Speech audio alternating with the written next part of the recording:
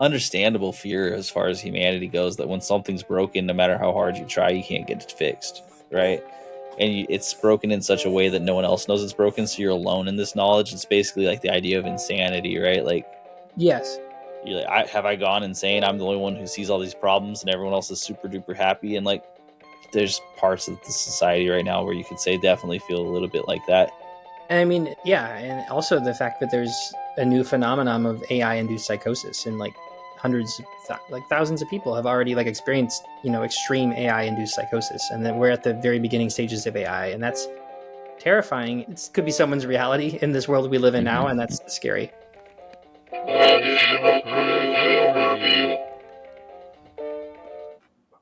What means a damn is you people choosing to come along for this podcast because you see the writing on the wall and you're ready to wake up and do something about it. Welcome to Additional Crew, the film podcast where we review whatever we like, talk about whatever we like, and sometimes get a cool interview. Stay tuned for something of an announcement for that today. This is spoiler heavy. Pretty new film. I want to get this out of the way at the beginning. If you haven't seen the movie, you maybe should stop, go watch the movie, come back to this review, because if you haven't, you are going to hear all parts of the movie. Now that I've said that, we'll continue.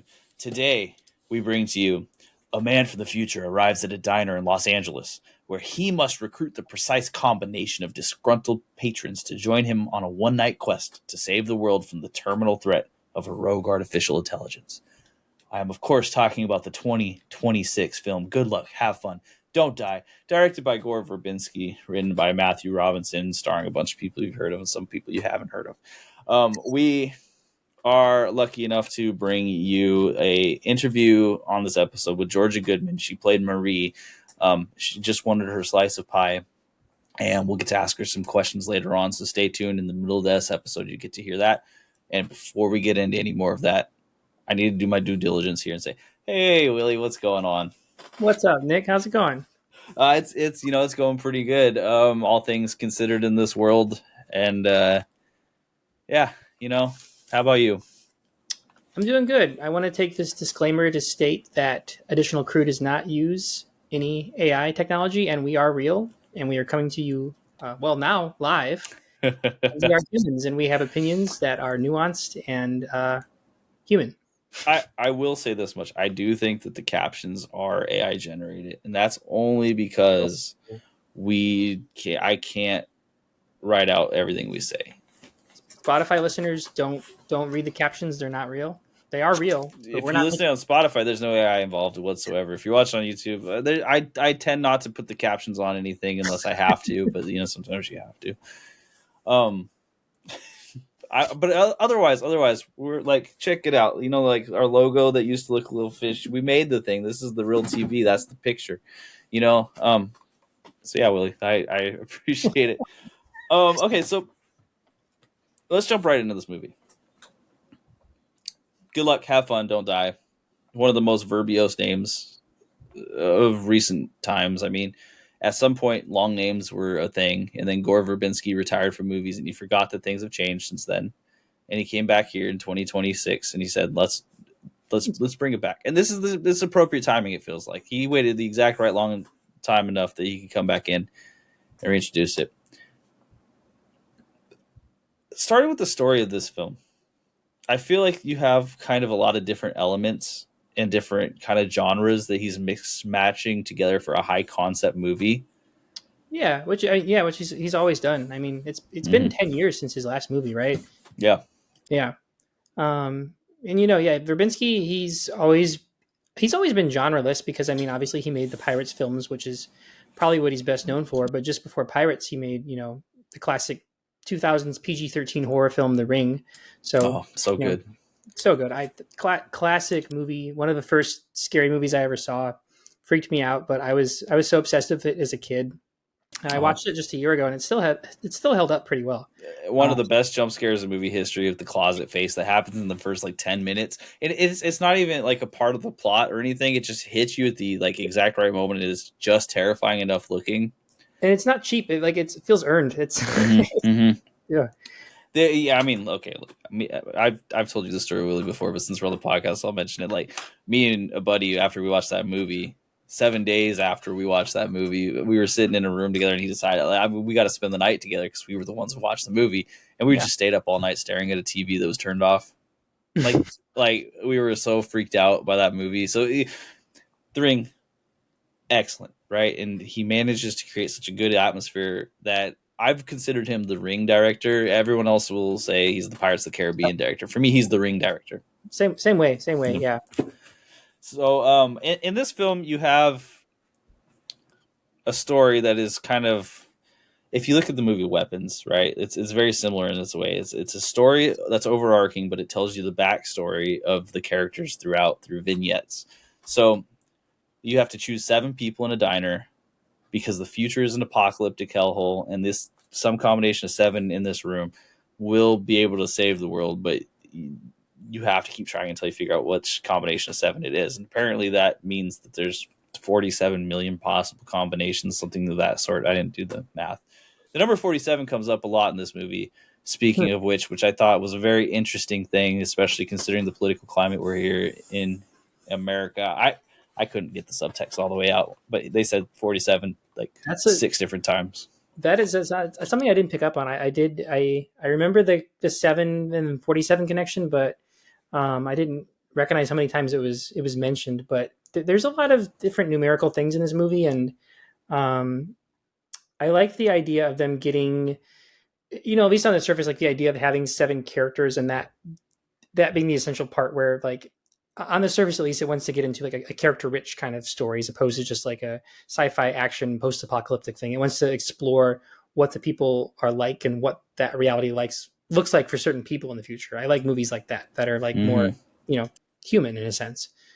And this movie like has the potential to veer completely away from that. It's almost set up like a video game plot with the way it's framed.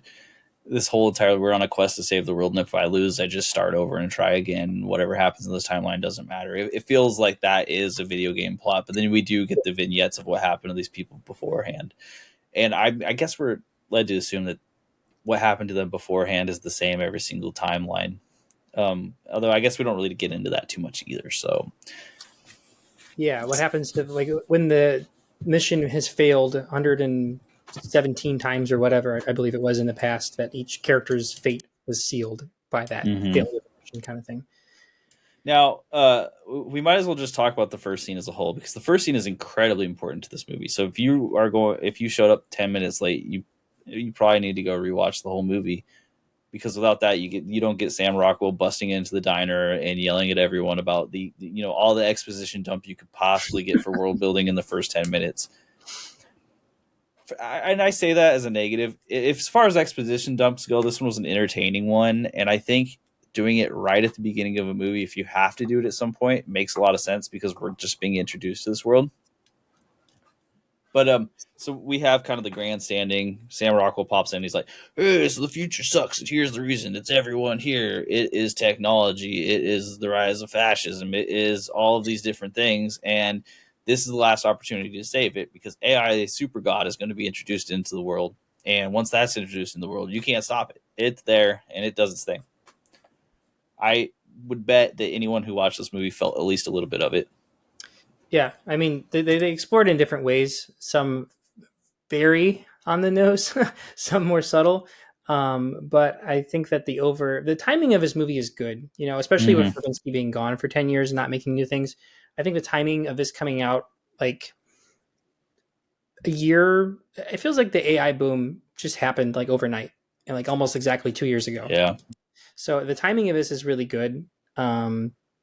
Because I feel like the audience will pick up on just little things that he mentions, and like it just, if that part of the film feels very timely. I have a hard time understanding how a lot of this could have hit if the political climate had been different. So I don't know how long this movie was being shot for, but everything seems to have gone exactly how you would have needed it to for this movie to show up and resonate in that immediate way. But it does. So, I mean, like, if you're in there, the biggest knock is that it doesn't let the audience figure this out for themselves. It tells you flat out, here are the issues. I'm going to show them to you, and then we are going to try to save the world from these issues.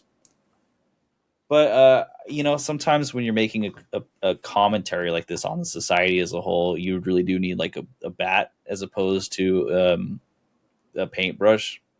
Yeah, and I agree. And I think especially having it be in the first 10 minutes makes sense because this character Sam Rockwell plays is just very, I mean, driven. He's, quote unquote mad. And he's just coming in and he's got a finite amount of time to get this done. So it works well with the character. It works well with the plot. It is funny to think that if you came into this movie 10 minutes late, the whole movie is just about this guy in this goofy trench coat trying to get out of a diner with seven strangers with no context. And if there's one thing to say about the first scene is it doesn't really set up the police, the police swarming of the diner afterwards particularly well. Clearly hostage situation. We get why the police would be there. Yeah. But the police just shooting everyone carte blanche, I get that that's probably also a message about police and the way that they brutalize people just for being involved in situations. But logically, it's a bit of a jump for me here in the first 10 minutes where it's like, okay, so the police are here to take out this guy, so instead they're just shooting all the hostages. Why are they going? They were going after the hostages just as much as Sam Rockwell's character, and it's especially confusing because later on in the movie they talk about another political issue of school shootings, and they're so blatantly on the nose, like, oh, this is the fourth school shooting we've been in. Your kid has died 4 times, etc. But then none of the hostage characters or anyone in the film comments on the fact that, oh, it's the police are after all of us because the police are brutal and fascist and whatever. Like they just seem to accept it, but in a way that doesn't feel like they're complying. It just feels like it's just unexplained. It's just a plot hole. It's like bizarre. And I think there could have been a good message there. Like I could come up with a bunch of messages to tell you that I think that maybe that was trying to portray. The issue being is that it didn't. There besides the outright shooting of the hostages, it didn't find any ways to portray this other than police are being brutal. Yeah, we know police are brutal, but like, give me something more to work off than just police being brutal. Like, hey, I like what you said here. Have someone mention that, like, oh, you called the police. They don't care about us. Exactly. Say it. Yeah. Just be like, oh, they're going to come in and they're going to shoot all of us, and then like chaos or whatever from that, because the movie just does that with other themes, either with exposition or just outright, saying it so many times. The fact that it doesn't do it here is confusing, and it feels just a little too convenient because obviously like the hostages would have a reason to escape from Sam Rockwell. Like, oh, well, no, we're hostages. We're here. Go after this guy. Okay. Movie over. It feels way too convenient to be earned. I agreed 100% because the basic idea is that he convinced everyone with saying, well, you know how the world is, and now the cops will shoot you. And okay. Yeah, exactly. So I do agree with that. Now, the other assumption that you can take away from something like this, and this is kind of where my head was at when I was watching this film, is that the AI is some sort of supercomputer god that's already controlling everything and kind of making this happen, even though it doesn't quote unquote exist in its full form yet. Somehow it's sending the guys back to the the two pig face killers, Carl and Ed, I think, back to the past, or not even back to the past. He's just showing up. He's paying them to kill this guy. Yeah. Because who else would be doing it, right?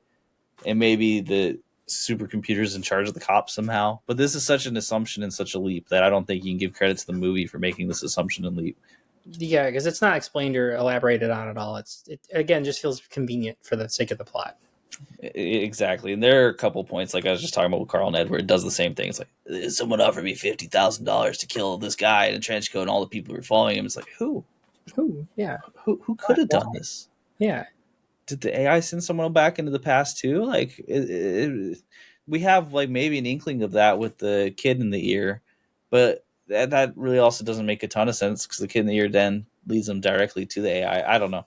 And Sam Rockwell's character, I mean, correct me if I'm wrong, but it doesn't feel like he's some militant offshoot, like rebel guy who's coming in. It feels like there's a consensus in his world, at least some broad consensus in his world, that he's doing the right thing, and that like, even if the society he lives in is corrupt and like authoritarian and controlled by AI, there's still others that are on his side that are sending him back. So the Carl and Ed characters, like, who would be paying them? They don't seem like they're government spies. They don't really have a reason to come after Sam Rockwell.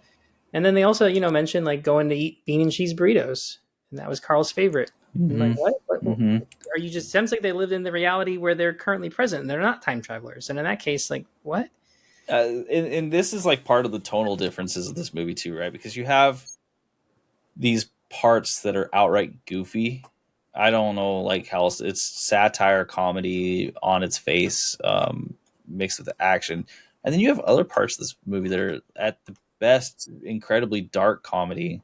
Mm-hmm. And I'm curious, Willie. So let's talk about the vignettes of stories. Let's jump into a couple of those real quick before we go back to the ending middle parts.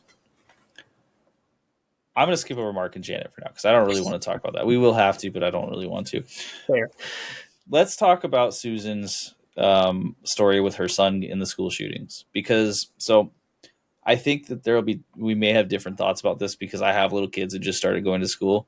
And so this is something that's like in the back of mind as a real fear is school shootings, because they happen apparently all the time. Like, and that's not just from this movie. Like, apparently if you look at the stats, they're every day there's something happening. So you hear about it here, and they make a point about the hyper normalization of school shootings, where it's like, well, yeah, this is our fourth one. It's fine. They make the joke about the other family who has the little girl that they're just playing around with now because, well, it just keeps happening. We made her Muslim. That was fun. She's way too tall. That was a good joke. Some of the humor did land for me, and like even on this, where it was making me pretty uncomfortable. This was the segment of the movie that I thought was absolutely the strongest as far as tone. Yes, and it's like, Gore, just go make that movie too. Because it was interesting enough, but it was interesting, and it was like also very on the nose and like not preachy, because it's making a very timely and like real comment on society and guns and violence in schools and mental health and everything. So I feel like being on the nose, it kind of works though, because the characters in this reality are also just like so. I don't know what word I'm looking for, but like not subtle. They're just like, they're kind of desensitized and just like, oh, okay, whatever about it. So I feel like all of that doesn't feel preachy because it feels earned in this reality that they've created. And like I enjoyed the comedic timing of those two parents in the scene talking about their very tall daughter. Like the comedic timing just landed really well, and the tones were all over the place in that vignette, but I think the darkness and the more silly humor that came from that just made it all feel really absurd, which worked with what they were trying to convey. Mm-hmm, mm-hmm. I agree. I mean, that part in particular felt so much like a Black Mirror episode that could have been made at any point. When the kids were spouting off the ads, it was the perfect mixture in a dark comedy of both, like, this would be how it goes. It's horrifying on one hand, but on the other hand, it's hilarious because of how over the top it is, right? Like, they're not even trying to hide these ads into someone's personality. Yeah. I thought it could even be funnier if like she still couldn't afford the amount with one ad per day. So they were like, they did something like, okay, well, we can upgrade you to the hourly option for ads, and just have it like be like more ads with any kind of semblance of personality. I like that they offered that alternative because her insurance wouldn't cover it, but they did. It still was. I like that it was less expensive because it was a public school, so the government pays for most of this. That was just very subtle. This is the cost. This is the cost of freedom. Yeah. At each point during this, every point that it's making is not subtle about it in any way, shape, or form. But it also doesn't hesitate to make the point that it wants to make, right? So, like, Gore, as she's, I don't want to say shopping for personality, but rebuilding the personality of her kid through a very impersonal lens. We get to see the salesman just get kind of bored with her, get kind of annoyed, and just moving on, right, for like the most personal time.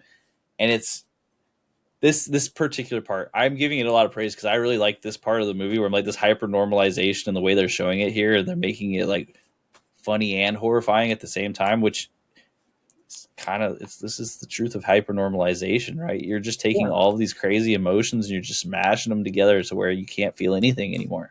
Yeah, and I think Juno Temple as Susan did that well. She portrayed a mix of both, like, just numb grief while also like kind of buying into the absurdism of this reality she lives in, partially because of grief and desperation, but also because like she lives in a pretty, screwed up society. So like she probably interacts. I mean, she clearly interacts with just a lot of really strange like hyper normalized people. So she portrayed that weird, just all over the place range of topics and emotions pretty well, I think. And I 100% agree with that. One thing that I did like too is that she seemed very vulnerable as far as what she was listening to, and that makes a lot of sense. So she had her son die, Mm-hmm. and immediately you have companies that are trying to make clones of him and then trying to convince you that you're talking to him when it's almost certainly an AI version in a box.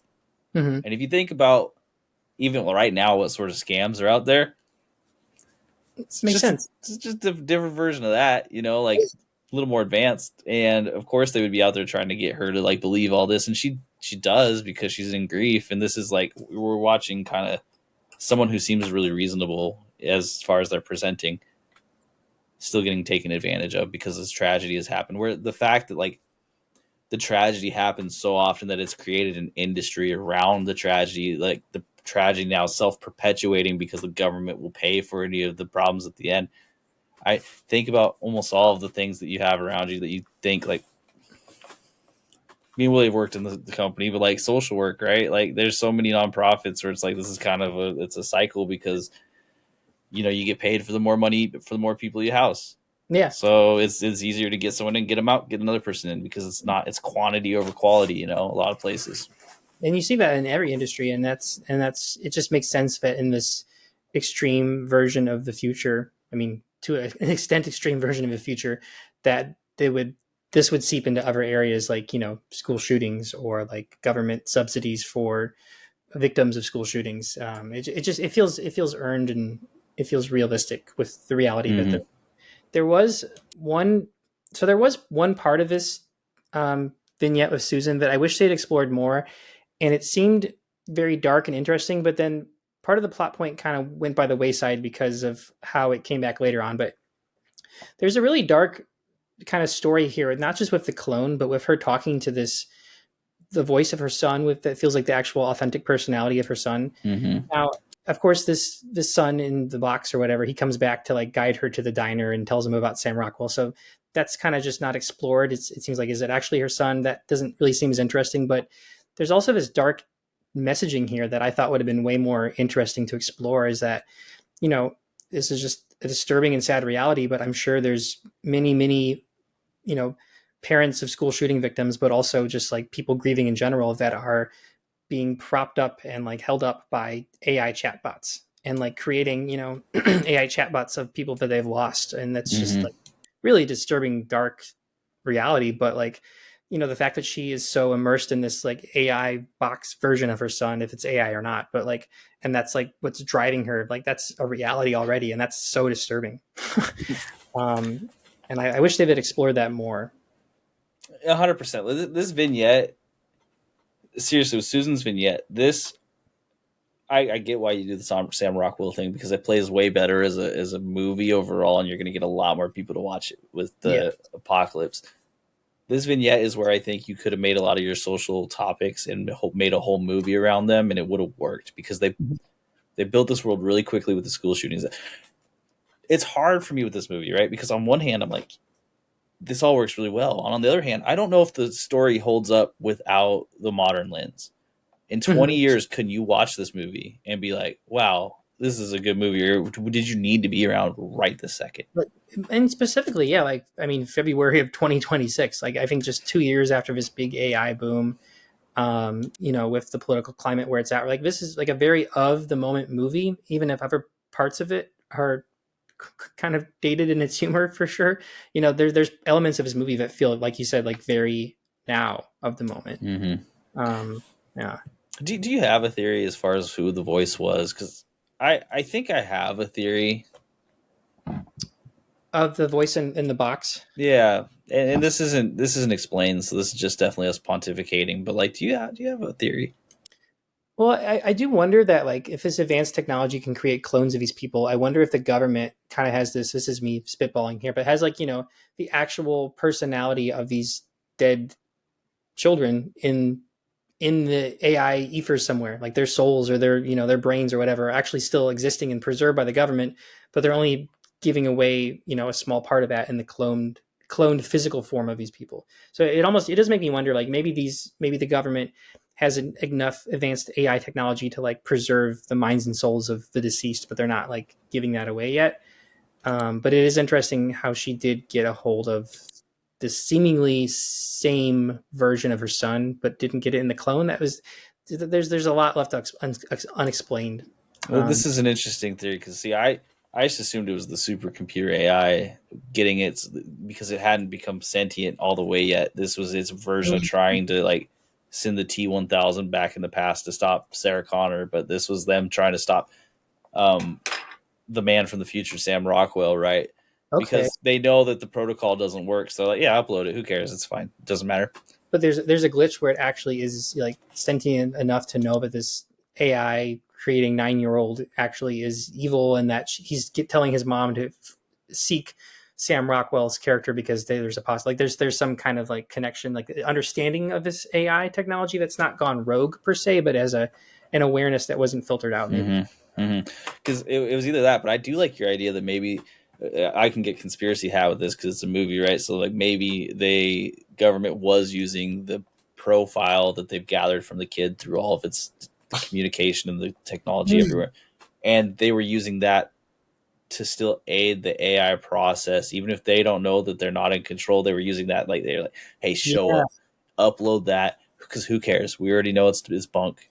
Yeah, because we have enough data to know that something crazy is going to happen here because we've mapped everything out mathematically. And this is not explained in the film. I want to be clear. I'm making this up right now, but it's an interesting thought. Yeah, it makes it, even though it's not tied it all together. There's basically like, to summarize, this vignette has a lot to give us, and especially in the context of the rest of the movie, there's a lot more here, and there's a lot to just like to chew on, and it's a lot more interesting than other parts of the movie want to be. Yeah. So Mark and Janet. I said their names. Let's just go ahead and do this. Mark and Janet also get their own vignette, and that is Michael Pena and Zazie Beetz. If I pronounced that wrong, I'm almost certain I did. But if I did, I apologize to whoever's listening to this. That's my bad. But I do wish I pronounced it right, just so everyone could hear that right now. They're high school teachers going to. Well, one is a high school teacher, the other is a substitute teacher who is coming into a new class for the day. And they show up and they find out that everyone is 100% glued to their phones. And I don't mean like in the way that you would say it now, right? But like they're 100% glued to their phones, and they're content zombies. They're doing the thing. They scroll up every 3 seconds. They're not paying attention to what they're seeing. The Triangle Company, I assume, just being a stand-in for Meta. Yeah, except Pink Floyd, they paid Roger Waters his like estate $100 million to use their triangle. Right, and they're like, okay, now we get to make Meta. We even can make the Oculus Quest and everything, and it's the same thing. And so the zombies, if you touch their phone, they turn on you. And then if you get caught, you go on sabbatical, I suppose, is kind of like the idea behind it. Or like you get too scared and you go on sabbatical. The sabbatical, I think it was explained at the end. If I had another opportunity to rewatch this, I would be giving you more answers. But since it's still in theaters, it's hard. But I will say that they didn't explain it enough at the end for it to really stand out. Yeah, and it was they mentioned the sabbatical things too many times for it to not have a really strong explanation. I don't feel like it really mattered that much. Yeah, I know. I think they maybe touched on it like in the later scene in the car after, but then also they were like AI maybe during that point. I don't know. I feel like they were saying Michael Pena's character was giving a lot of crap to the girl for saying Pepsi so many times, but he kept saying sabbatical so many times. It was like, all right, dude, like check yourself here. The kids doing ads thing and that coming back was pretty funny. I did like that because it connected two things. Like all these kids have been involved in school shootings, right? Yeah. So like no matter what, if you're seeing a high schooler, they've been involved in the school shooting at this point. And two, is just funny. Like they're passing notes to each other. Like, hey, can I get some Doritos? Like this is just an ad. It's not. That made me laugh a lot. The fact that they use like this iPhone app, whatever notes app thing, but then they're actually just talking about ads. That was very funny. I thought that was pretty clever there. So there were some parts in this that did land. However, the overall theme of like kids being so attached to their phones that they're zombies, I think that like from an older person's perspective, this makes a lot of sense to talk about, but it was just too upfront and it was too much. Like we were doing, and it wasn't creepy enough, actiony enough, or funny enough to take up so much of this movie with this one idea that is very clearly explained and could have taken 30 seconds. Wait, Nick, I know. Do you know why they call them cell phones? Why? Because they trap you and you're like in a prison cell. Oh man, Phone that's a bad. good one. Phone bad. Phone bad. And I like look, everyone knows the people who've been in this situation, right? But it's the carte blanche kind of like it's taking over everyone. I know that there's a lot of worry about like AI slop right now and what it's going to do to everybody in the future, right? But I don't think you're giving kids enough credit here, and you're, in my opinion, like there's no discussion of the fact that like all the adults would know about all this stuff. It's not like they're old enough to not be attached to technology in some way. Like you find someone their age, they're on Instagram, they're on Facebook, right? So like, why would the high schoolers be the only ones susceptible to this? First off, and also second off, can we not give high schoolers credit in this movie, like at all? Like just a little bit, please. It's weird that they. I mean, unless they're making, and again, they don't explore this at all in the movie, but maybe they're making a comment that okay, not only are these kids clones, so they're more susceptible to this, but maybe there's again not in the movie, but like their brains aren't developed, so maybe they're more susceptible to brainwashing or whatever. Okay, that's me giving a lot of credit to like something that doesn't really even make sense and isn't explained or elaborated on at all. Because I mean, you could make the argument that Mark and Janet's characters in the movie are like teachers probably in their mid to late 30s, and I feel like that perhaps that age bracket is probably the least susceptible to brainwashing technology. Not giving you too much credit, like middle millennials, but like I mean kids and like boomers and older people are more hooked to their phones on a general level than people that are maybe teachers in their like 30s. Okay, so maybe those two characters are ones that aren't as likely to be brainwashed by this, but the fact that it's all the teenagers and no one else around them seems to be picking up on this pattern, it's just confusing. It's too convenient, and this is another one of those. You can get away with some plot holes, right? But there are moments where it's just like it's too much. It's just a little bit too much, right? Like, and this the commentary it's making on the society right now is too on the nose to then also have a gigantic plot hole in it where anyone could be like, it's not just the kids. And like there are kids who are also fighting against this just like anyone else in society, right? Like I have my own worries about what technology is doing to us. I think everybody does at this point. Yeah. Like I've said a bunch of times, maybe we nuke social media, maybe that's how we fix everything. But at the same point, this is too easy. Yeah. And it made its point too fast and it kind of overstayed its welcome. And I'll be real, we'll talk about this more in the acting section, but the Janet and Mark chemistry, it's just not there enough to carry this whole entire scene. Like I feel like they hate each other. They're not a couple. They barely even know each other. Yeah, and they're both their characters are just simultaneously and especially together just quite annoying. not even really in their like. I mean, partially because they're just kind of preachy and they have their agenda, or not, obviously they're fighting for their lives or whatever. But the characters just feel so one note and just both annoying and boring. There's really just nothing to explore with them, and they're in a lot of the movie, and the callback with the teenage triangle phone kids coming after them later on is just it's probably a low light for me. Easy. Yeah, and so I'm trying to remember. There's another vignette. I guess there's Ingrid's vignette. Then she was the princess, and she had the Wi-Fi sickness. The adverse, not the adversity, whatever. She had adverse effects whenever she's near a cell phone. I don't think Wi-Fi alone explains it because it had to be a cell phone that was being used right next to her. So she worked with kids, and then of course the kids started getting the cell phones, and then that's just a part of it. Society was changing and leaving her behind. They weren't allowing spaces for people without technology anymore. Is I think the purpose of that. The kids were getting the phones younger, so she couldn't really work with kids anymore. And this vignette, it had more flaws and was also too on the nose in comparison to the one of Susan. But I did like parts of this quite a bit. I think that okay, again, plot holes. Like, why is she just getting on the back of this motorcycle with this pizza delivery guy who also hates technology? Like, come on. I mean, I get she's probably young and not enjoying her job, and she's like, all right, I'm gonna leave with this guy. Whatever. Okay, they're together 6 months. Okay, but the actual like formation of the idea of it, her boyfriend gets hooked into virtual reality and then joins a cult. Like, it's pretty on the nose, pretty silly, kind of like heavy-handed, whatever. But it is interesting commentary on like how someone else in this future society can also like, fall downfall to technology in the form of like brainwashing through like a virtual reality cult. I mean, I think it's interesting that they also included virtual reality in the themes that they're commentating on. And with the boyfriend in particular, the one thing that like, so the virtual reality notwithstanding, what his kind of story reminded me of, and this is going to age me immediately, was I when I was in high school, I had a really good friend who was part of our friend group, did all this stuff together. We were playing, basketball at night. We were playing football, just all the fun stuff you do when you're like younger in high school. Mm-hmm. And then he started playing this brand new video game, World of Warcraft, at the time. And we just didn't see him again for like 2 years.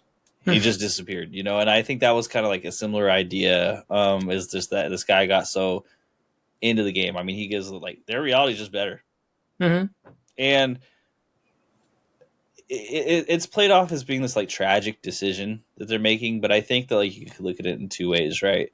Because I feel like this movie very much points at the technology users. It makes vague statements about corporations and what they're doing, but it points at the technology users and says you need to change.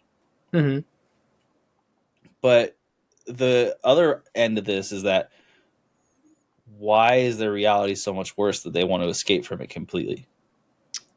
They don't. I mean, yeah, they don't go into that, but I guess if you just kind of look at it holistically, it makes sense. I mean, they're kind of living in this technological hellscape, but also just kind of, I guess it's a commentary on the state of the world in general and like escapism and what that looks like in the modern technology era.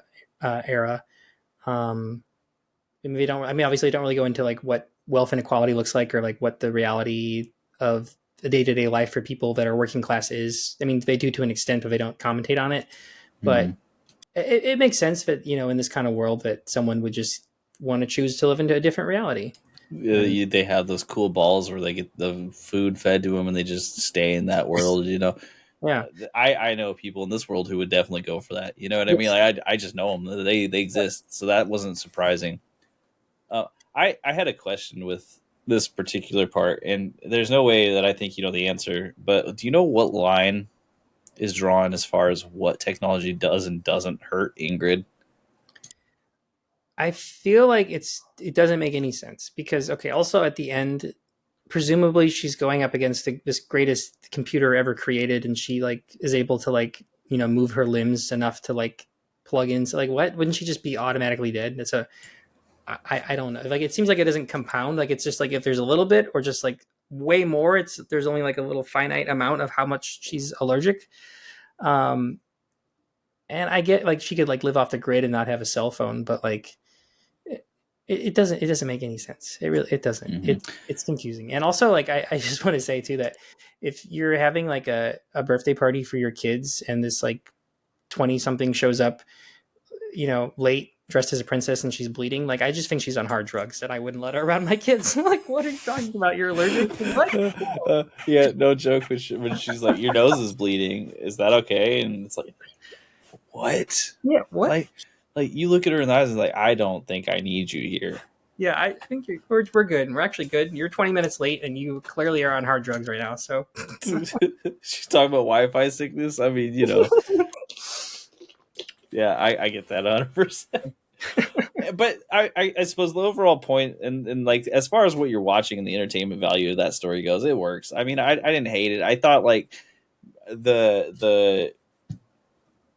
I didn't love and then we'll talk about the creativity and cinematography. I didn't love the design of the boyfriend. It was like too on the nose, trying to be like weird grunge 2000s throwback.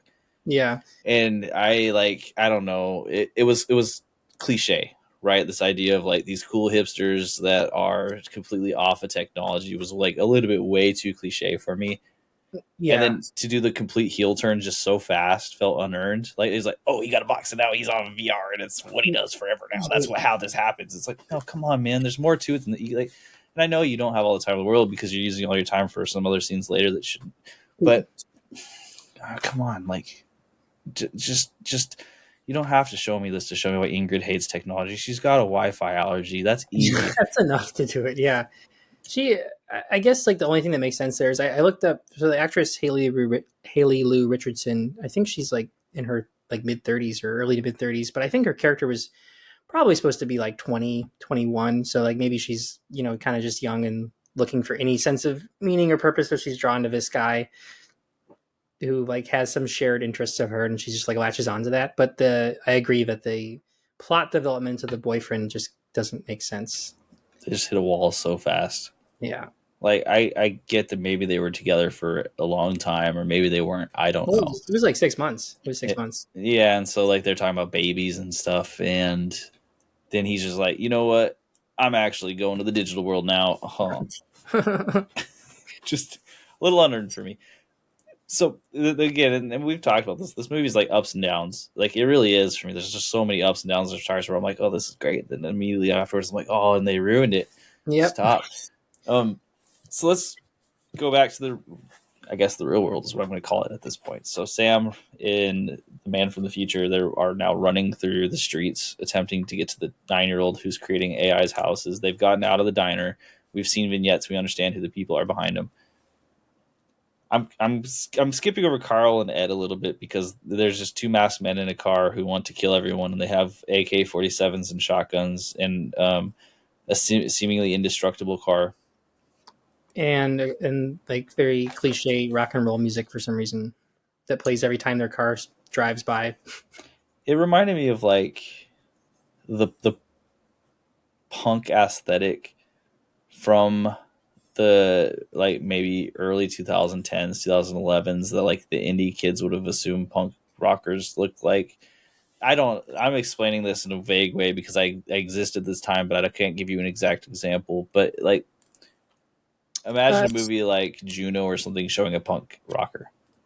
Yeah, I think a great deal of this movie exists in the early 2010s and never left. Just the humor. I mean, I grew up in the era of like, YouTube humor and Charlie the Llama and Random Equals Funny and lolcats, and a lot of that humor is just so clearly in this movie and feels extremely dated, at least to me, because I grew up as a kid with it.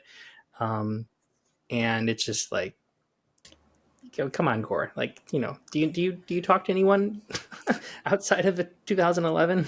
Yeah, because you had the homeless guy with the knife, right? And like in a vacuum, exactly. It just feels so dated, right? Like I can get how it'd be funny, but at the same point, I feel like I've seen this exact set of sequences happen before, even if they were put together in this way. It feels like an ad lib book exists for this. It's so weird because the timeliness of some of the themes, even the ones that are on the nose, like it just makes sense for this moment. But then the humor in so many parts are so dated. It's like, it's just a weird mix, I can't think of any. I mean, it's a new movie, so obviously not. But I can't really think of any other movies that are this simultaneously very, very topical and very, very irrelevant. Yeah, it's bizarre. I mean, look, okay. I'm going to give way too much credit because this is not what happened. I can guarantee you, but it's almost like AI wrote the movie.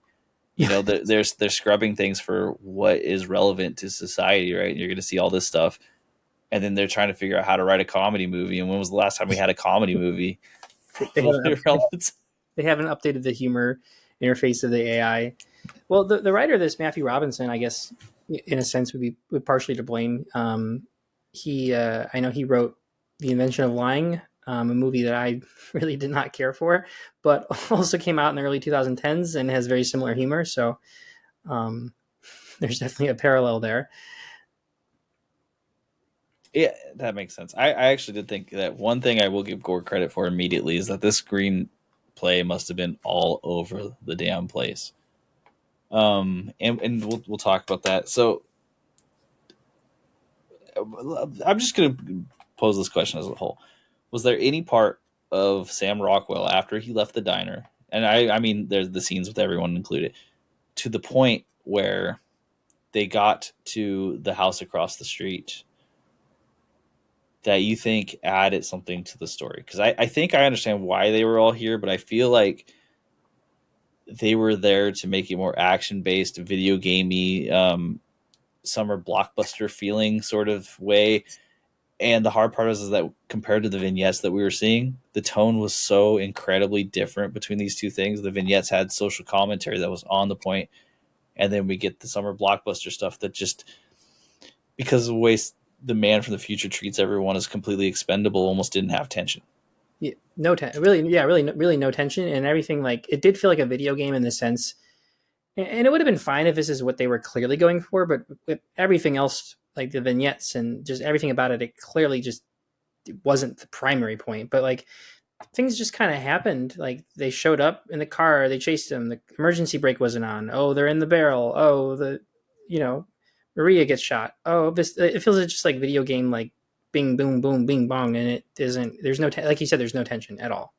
Yeah, and it was interesting because I do think that this could have worked on its own, and it wouldn't have felt so bad if I hadn't just gotten things that actually did make me feel certain ways. Yeah, that were good, and just like like you said, even the parts that fell flat in some of the vignettes and backstory, like it was still like I was so engaged for parts of it. I was like, what happens next? Like unpredictable, but also just like a lot to chew on, but like in a way that wasn't so overbearing like the video game actionness of the other sequences.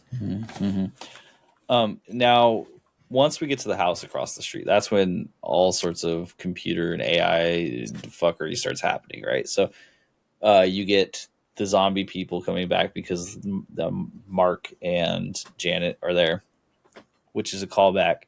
You get Scott jumping up a pole and then getting into a car and running people over. You get the absolutely ridiculous gigantic cat centaur, the huge penis. And so here's my question, because I worry about my sense of humor sometimes. Mm-hmm. Like, I don't know if it's always clicking. Did the cat do anything for you? The cat may have done something for me, but here's the thing: the all the lead up to that, and again, I don't want to rag on millennials or millennial humor, but all the jokes about the random XD-ness of like, oh, it's going to be kittens. Oh, there's going to be a centaur. Oh, they're going to be shooting confetti.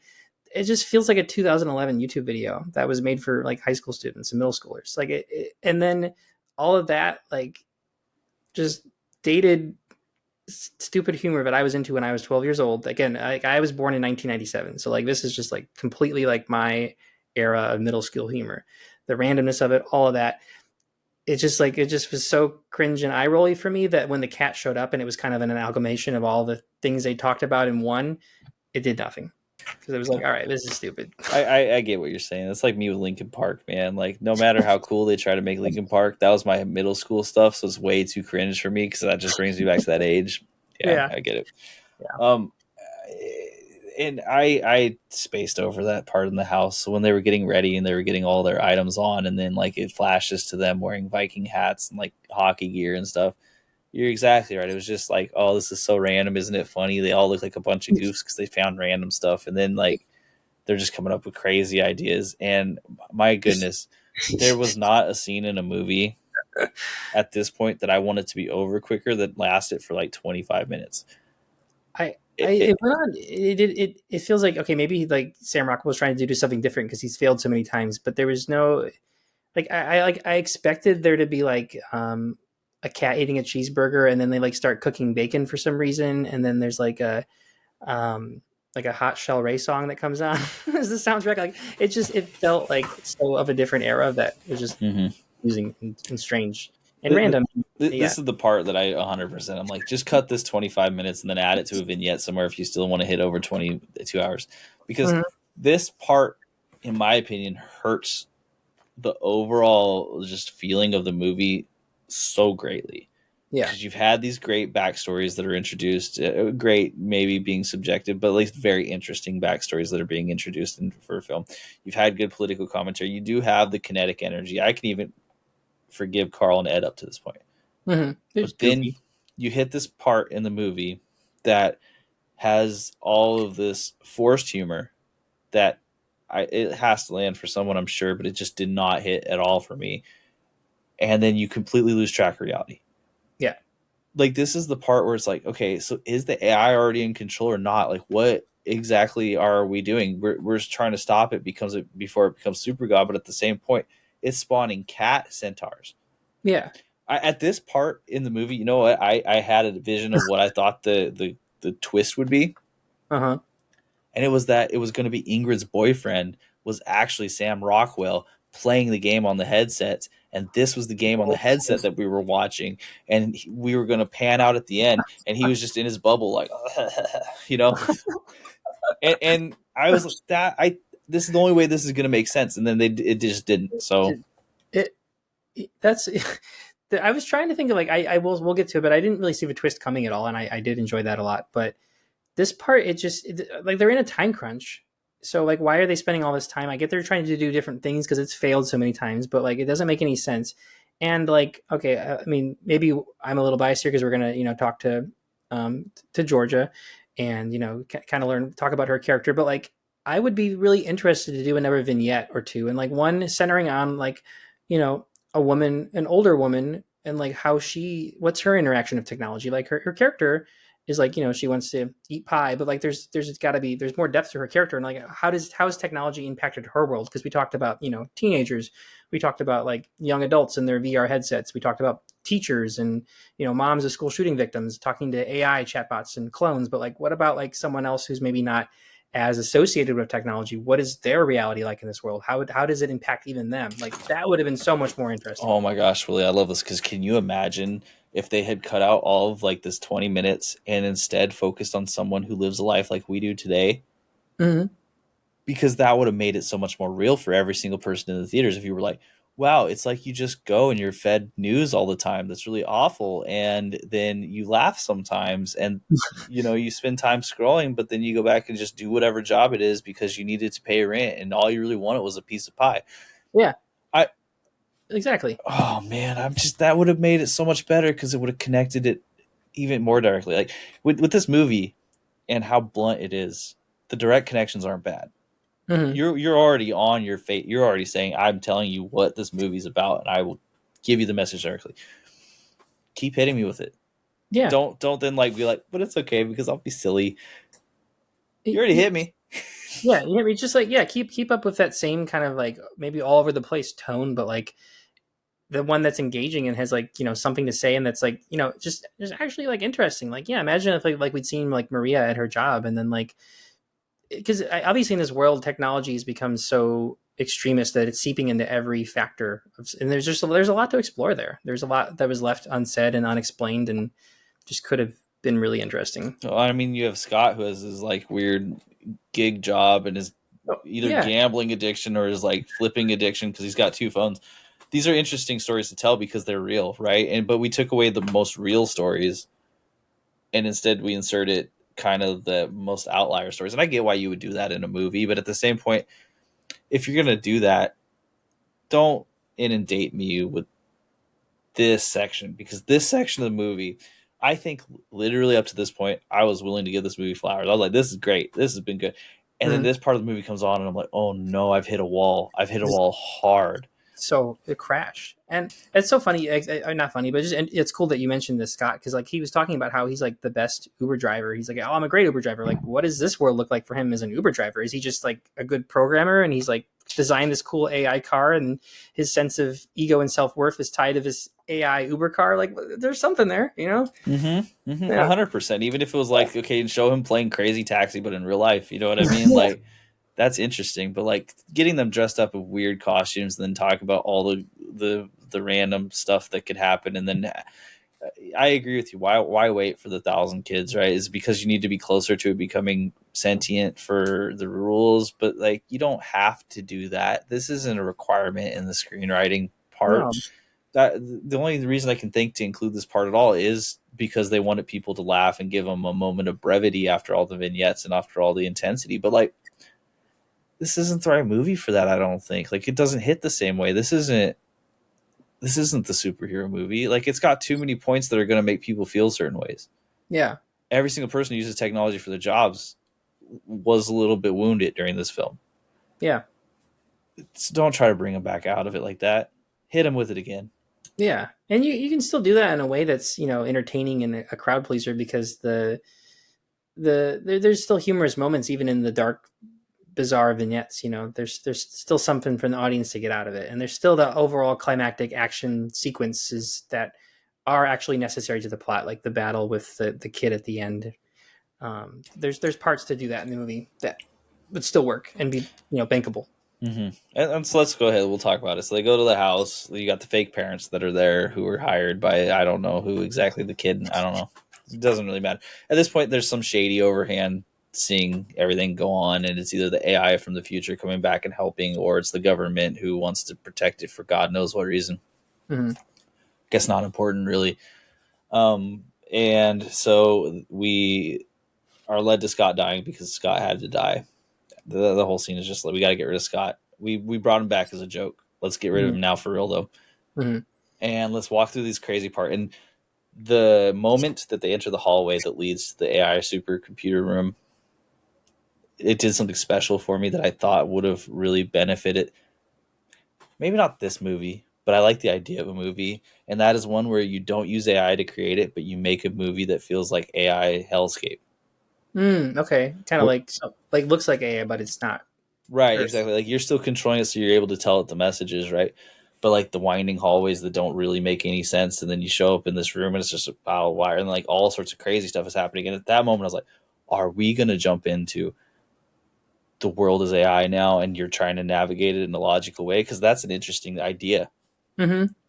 And they kind of like hint at it. They don't fully dive in, and I wish they did fully dive in. What do you think? So, do you think that it was? There's one little issue I have here. It's the kid who designs the supercomputer, super Mm-hmm. AI, being a clone. Mm-hmm. For me, I don't know if that hurts or helps the message. Right? Like, maybe that AI wouldn't have come about if we didn't allow all these crazy school shootings. Like, but at the other point, if you're making the point that AI is going to be about no matter what we do, it's kind of weird to make a clone, because that doesn't. I don't know. Is it making a message about AI becoming sentient and like like they made the clones too powerful? But then in that case, why is it just clearly to this one kid clone that made this computer? You know, Mm-hmm. Like, or if it matters that it's him, then how could AI be sentient enough at this point? Because it would have to be so localized and not online and not on anywhere. yeah.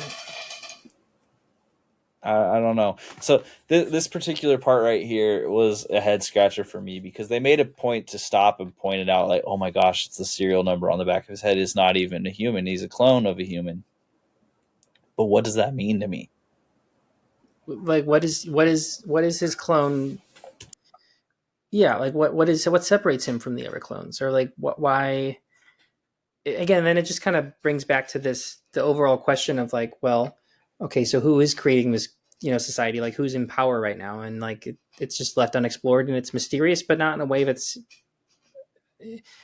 conveyed enough to make the movie like ask real questions about it. It isn't like commentate on it. It's just like, okay, there's this world Mm-hmm. and we live in it, and because of his kid, it exists. But then it just it, it's left mysterious, but not in a way that's thought provoking. Yeah, I agreed. I did like the sequence. We get the twist that Ingrid is actually Man from the Future's mom, and we get to see more about the Man from the Future. And I thought that sequence was particularly strong. Mm-hmm. And so the movie does do this thing where it has a really at times bad middle, but it does end really strong again. So it pulls itself back out. So like no matter what we're saying, because we're going through the middle of this movie, it sounds really negative, and I would agree. The middle part of this movie is absolutely where this film suffers. Mm-hmm. But the beginning and the end are pretty good, I think. And the thing about it is like the beginning and the end for me are when they get really weird with it. At other points of this movie, outside of the vignettes, it plays as a standard action movie. Yeah, I think that the beginning for me, I was a little bit like, oh boy, like what am I signing up for here? But then once we did get into vignette, like the vignettes in the end were the strongest part for me. And I agree. I think that the ending part, like, it gets pretty out there in a way that's, if you look at like the semantics, everything, it's a bit confusing. But at the same time, it is like the twist really did kind of shock me. Like I was there with my girlfriend, and they were like, "Oh, I think I saw that coming," and I was still like I was blown away. So maybe if I paid more attention to certain elements, it would have picked up on it. But I was like pretty shocked that the like even up until the very like reveal that that showed the rocket going into the shelter where Sam Rockwell's mom was staying. That like I know that she'd like come into this AI world, but I still didn't know like what was going on, like what was her dynamic with this 9-year-old, like who was she? Like up until the very reveal, I was like, oh whoa, that's what this is. Mm-hmm. That was portrayed really well. I liked the world that she entered into with him, where it was like became a birthday cake. I'm like, oh, wait, is this just some kid who has like a birthday wish and she's the princess and he's like bringing her here to like mess with her brain psychologically? But I just did not know where it was going, and then it was like, oh wow. And they made good points about like not necessarily good points, but they made interesting parallels between like the different societies and the gods that existed beforehand and kind of what all that looked like. Like there was a lot of interesting things that happened at the end there that they packed into a very short amount of time. And I did appreciate the sequence, but the problem with these sequences is that it really makes the things that happen right before look super weak, because I'm like, you got this in you. Why are we messing around with this other garbage? Bring me back to this, because you have a lot of very intriguing points that you're making right here about an AI super god. Yeah. Make those points, man. Please don't pack it into 5 minutes. Let's expand that and get rid of the old shit. And it's especially frustrating because like it's not just that the idea is good, but the dialogue and the script is actually good too. It feels like it's written by somebody different. Mm-hmm. Like it's just if you look at the dialogue and like some of the structure of the scenes from the middle parts, like it doesn't. Not only does it feel different tonally, obviously, it just feels different like from a writing perspective. It's like, okay, so whose decision was it to do things in this way, because they're very different. Yeah, it's like maybe Matthew Robinson is secretly like a really, really awesome avant-garde writer, and he just doesn't know that, and he really wants to be an action writer, so he's trying that, and that's not working. But the avant-garde stuff is working. Yeah, like it's there. I just and I'm sounding frustrated because I like this part. So I want to be clear as far as this review goes. Like this part was strong for me, and I thought it was very good. And it's like I just wanted more of this during certain times. When I was watching this, I was like, "Holy cow! This movie's making great points. Like this AI super god thing could exist, and it might exist in the future. I don't know. And this is also a good frame to put it under. And what does that look like? And what can it make for promises?" And then even Ingrid then has the the punk response like, "I don't care. You're lying to me. You don't care about what happens to me." And it's like that also makes sense. There should be resistance to it too. Very interesting, and yet criminally underused.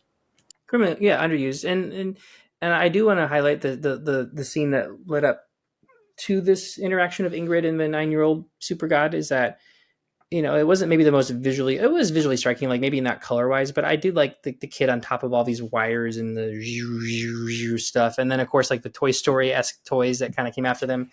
It was a little silly, but it was so much better than the silly that we saw before with action. I think they overstayed their welcome just a little bit, but at the same point, it was interesting. And of course, the Toy Story reveal, every single person who is probably like Gore, man, you're stuck in that age. But I definitely was like, oh, Toy Story, hey, yeah. Oh. Even like the little Barbie character looked like Bo Peep. And yeah, it was silly, and I think it overstayed its welcome too. But when I in comparison to the other even longer silly action scenes, it's like, okay, well, I'll forgive this. It's better at least. I also agree. Like when we get into the cinematography and creativity, that the picture of the bald kid eating Cheetos on top of the wires is a really striking image. It reminds me of movies like Oh, dude, of course I'm going to forget it. The Fountain with Hugh Jackman, Mhm. which is strong praise as far as imagery goes. Like, this was a great image of like who's creating this thing. Some kid eating Cheetos. He kind of felt like a Darren Aronofsky character in that way. He also, speaking of Toy Story, he did the Cheetos eating in the computer did remind me a lot of the Toy Story 2. I forget Yeah, his name. You know the guy. yeah. The Chicken Shack, the toy Yeah. Yeah. chicken, whatever. But yeah, 100%. This is it also though, like that's why the clone thing cheapened out for me, because if it's just a kid eating Cheetos that made AI, that's great. But now that when you make it a clone, it's like, well, is it even a kid eating Cheetos or is it a robot? Like, what did you just do? You just Yeah. removed humans' agency from this whole thing, which I guess maybe that's the point, is that you're saying if you keep going down this AI line, eventually human agency will be removed. Doesn't matter. But again, it's not clear enough. Not clear enough. And like things don't obviously have to be clear, but when, like we talked about before, when there's so much exposition earlier on that make things so unbelievably clear, keeping things purposely vague, it's like, come on. Like, it's what? it's it's much. It's like, do you want me to guess or do you want me to like be with it? Like, what do you want from me here? Like, you're making my audience expectations a little confusing. Yes. And then of course we get the ending where we think everything has been saved, and then we find out everything hasn't been saved. And usually when movies break the fourth wall in the way this one seemed to, they didn't directly talk to the audience, but they directly talked to the audience. They were like, Yeah. "Yeah, well, we didn't save the world because this is just a movie, by the way." Like they don't say it exactly like that, but they're like, it's not our job actually to save this world. I don't think I can. The only way we can save this is by giving everyone Wi-Fi signals. It's your guys' job to It's, stop doing it. It was effective. I didn't hate it. I'm talking crap like I hate it. I didn't hate it. Although then the cat thing comes back and we get back to the millennial humor of like, look, it's a dick shooting glitter. Ha ha ha ha ha. yeah. Let me ask you. I think it's an episode of The Twilight Zone that this scene kind of reminded me of, where it's, and this is why I liked this ending in particular, is because like everything, like I'm going to explain this kind of badly, but there's like a huge problem, and then this person thinks they fixed everything. Like in the movie when, like, oh, and everything's better now. Like we stopped him, but it's actually AI. Haha, we're actually not real. Or are we real? It's like that kind of weird, confusing. Mm-hmm. I like that kind of ending of a movie, and I think it was an episode of A Twilight Zone or something where it's like the character goes through his hero's journey to like fix something, but then they come back and things are even worse. But everyone in this reality that they've been in before is like, oh no, we're all good now. Everything's happy and fine. And they're like, no, no, no. And then they get like hauled off to like a mental hospital or something. I don't know what I'm thinking of, but it reminded me of that. Yeah, no, I feel like I know what you're talking about. I just remember a car driving down a coastal highway, and then he shows up in a city and he talks to the people and finds out that it hasn't been solved or something. Something like The imagery's there for me, but the yeah. exact plot's not there for me. I think it's like a pretty understandable fear as far as humanity goes, that when something's broken, no matter how hard you try, you can't get it fixed, right? And it's broken in such a way that no one else knows it's broken, so you're alone in this knowledge. It's basically like the idea of insanity, right? Like, Yes. you're like, have I gone insane? I'm the only one who sees all these problems, and everyone else is super duper happy. And like, there's parts of the society right now where you could say definitely feel a little bit like that. And yeah, and also the fact that there's a new phenomenon of AI-induced psychosis, and like thousands of people have already like experienced, extreme AI-induced psychosis, and then we're at the very beginning stages of AI, and that's terrifying. And also, I like that the movie ended in that, so many parts of the movie were absurd and extreme and over the top, but it did kind of come back to this extreme, absurd, over the top ending, but an ending that feels like still like it could be someone's reality in this world we live in now, and that's scary. It bookended well too. Like, it did come back to like, my main point was that the people who are consuming are the issue, and regardless of whether or not you do or don't agree with that, at the end they were like, well, it's also your issue to fix. This movie didn't fix it. Just because I said these things doesn't mean any of this is better now. Yeah. You have to make it better. So Yeah. I didn't hate that. And normally the like, gotcha. You thought this was gonna be good? Gotcha. They don't always land, but this one I think was okay. It fit. I think so. I think it just in particular because of the themes it was talking about, and then it just kind of ended on that stark note instead of like the silly, goofy note. I think it came back to like this stark, scary, unknown note, which mirrored well with what it was trying to message about. And that stark, scary note being highlighted by a gigantic cat centaur with a glitter shooting penis. You got to keep that in there. You got to have both parts of the movie at the end there. I know that this worked for somebody. I know it did, and I wish that somebody was me.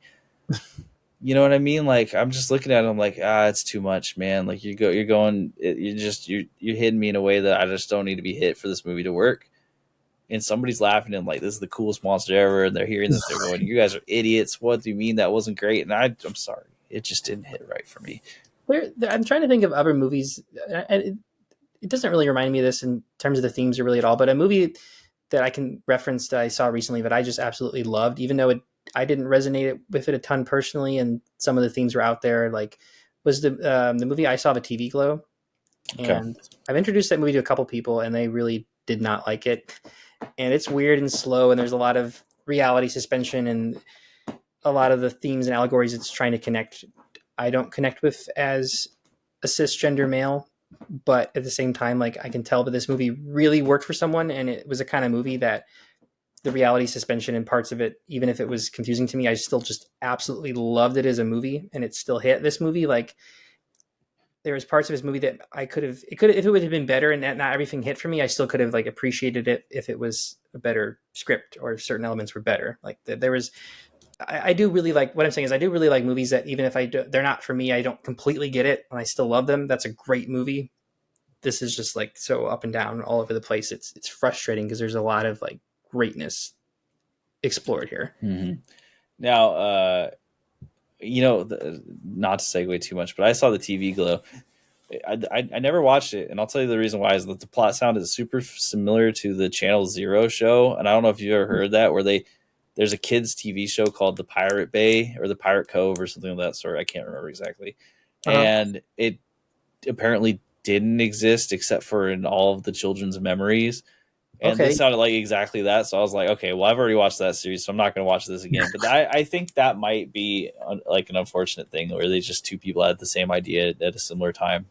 This movie sounds a lot like that, but like with a heavy David Lynch aesthetic influence, plus like a trans allegory and a really great soundtrack, and like just some really disturbing, sad, poignant messaging. It was a great movie. I've heard good things about it. I know now that I should probably go check it out, but I just remember hearing about it and I was like, man, I see that already. I saw that one. They did that. But of course, that's not fair. A bunch of people have made the same horror movie over and over again. It's been different.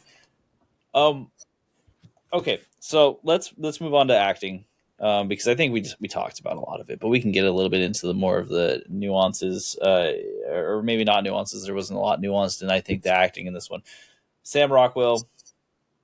I'll say my piece. I'll let you have a go at it afterwards. Sam Rockwell in this movie was fine. He played Sam Rockwell. He played the leader of men, who was also funny, intense, ready for action, and he did a good job of it. He was charismatic in the role, and I think that's really what it needed. He needed to look a little nasty, and he needed to be charismatic, and he did both of those things really well.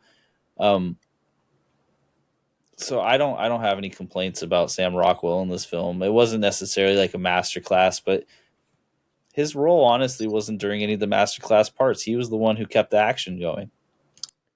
Yeah, I agree, and I think that two things. I think the main thing is that there's only really so much he can do with his script. Like, he's pretty limited by not just the direction of a script, I'm saying, but like just the dialogue and stuff. And part of me was like just kind of annoyed and cringed out that he just had all these like kind of quippy one-liners and is like, aha, side to the audience, blah, blah, blah. Like sarcastic kind of humor that you might see in a movie 15 years ago with a video game kind of plot. But having said that, he did just do the same mission 117 times. So it kind of makes sense that he just kind of burnt out like quippy, sarcastic character because he's just kind of over this. So it's not like he's trying to, he has a mission and he has a drive and purpose, his character does. But at the same time, he's also just kind of going to be like because he's just done this over and over and over again. So of course he's kind of burnt out.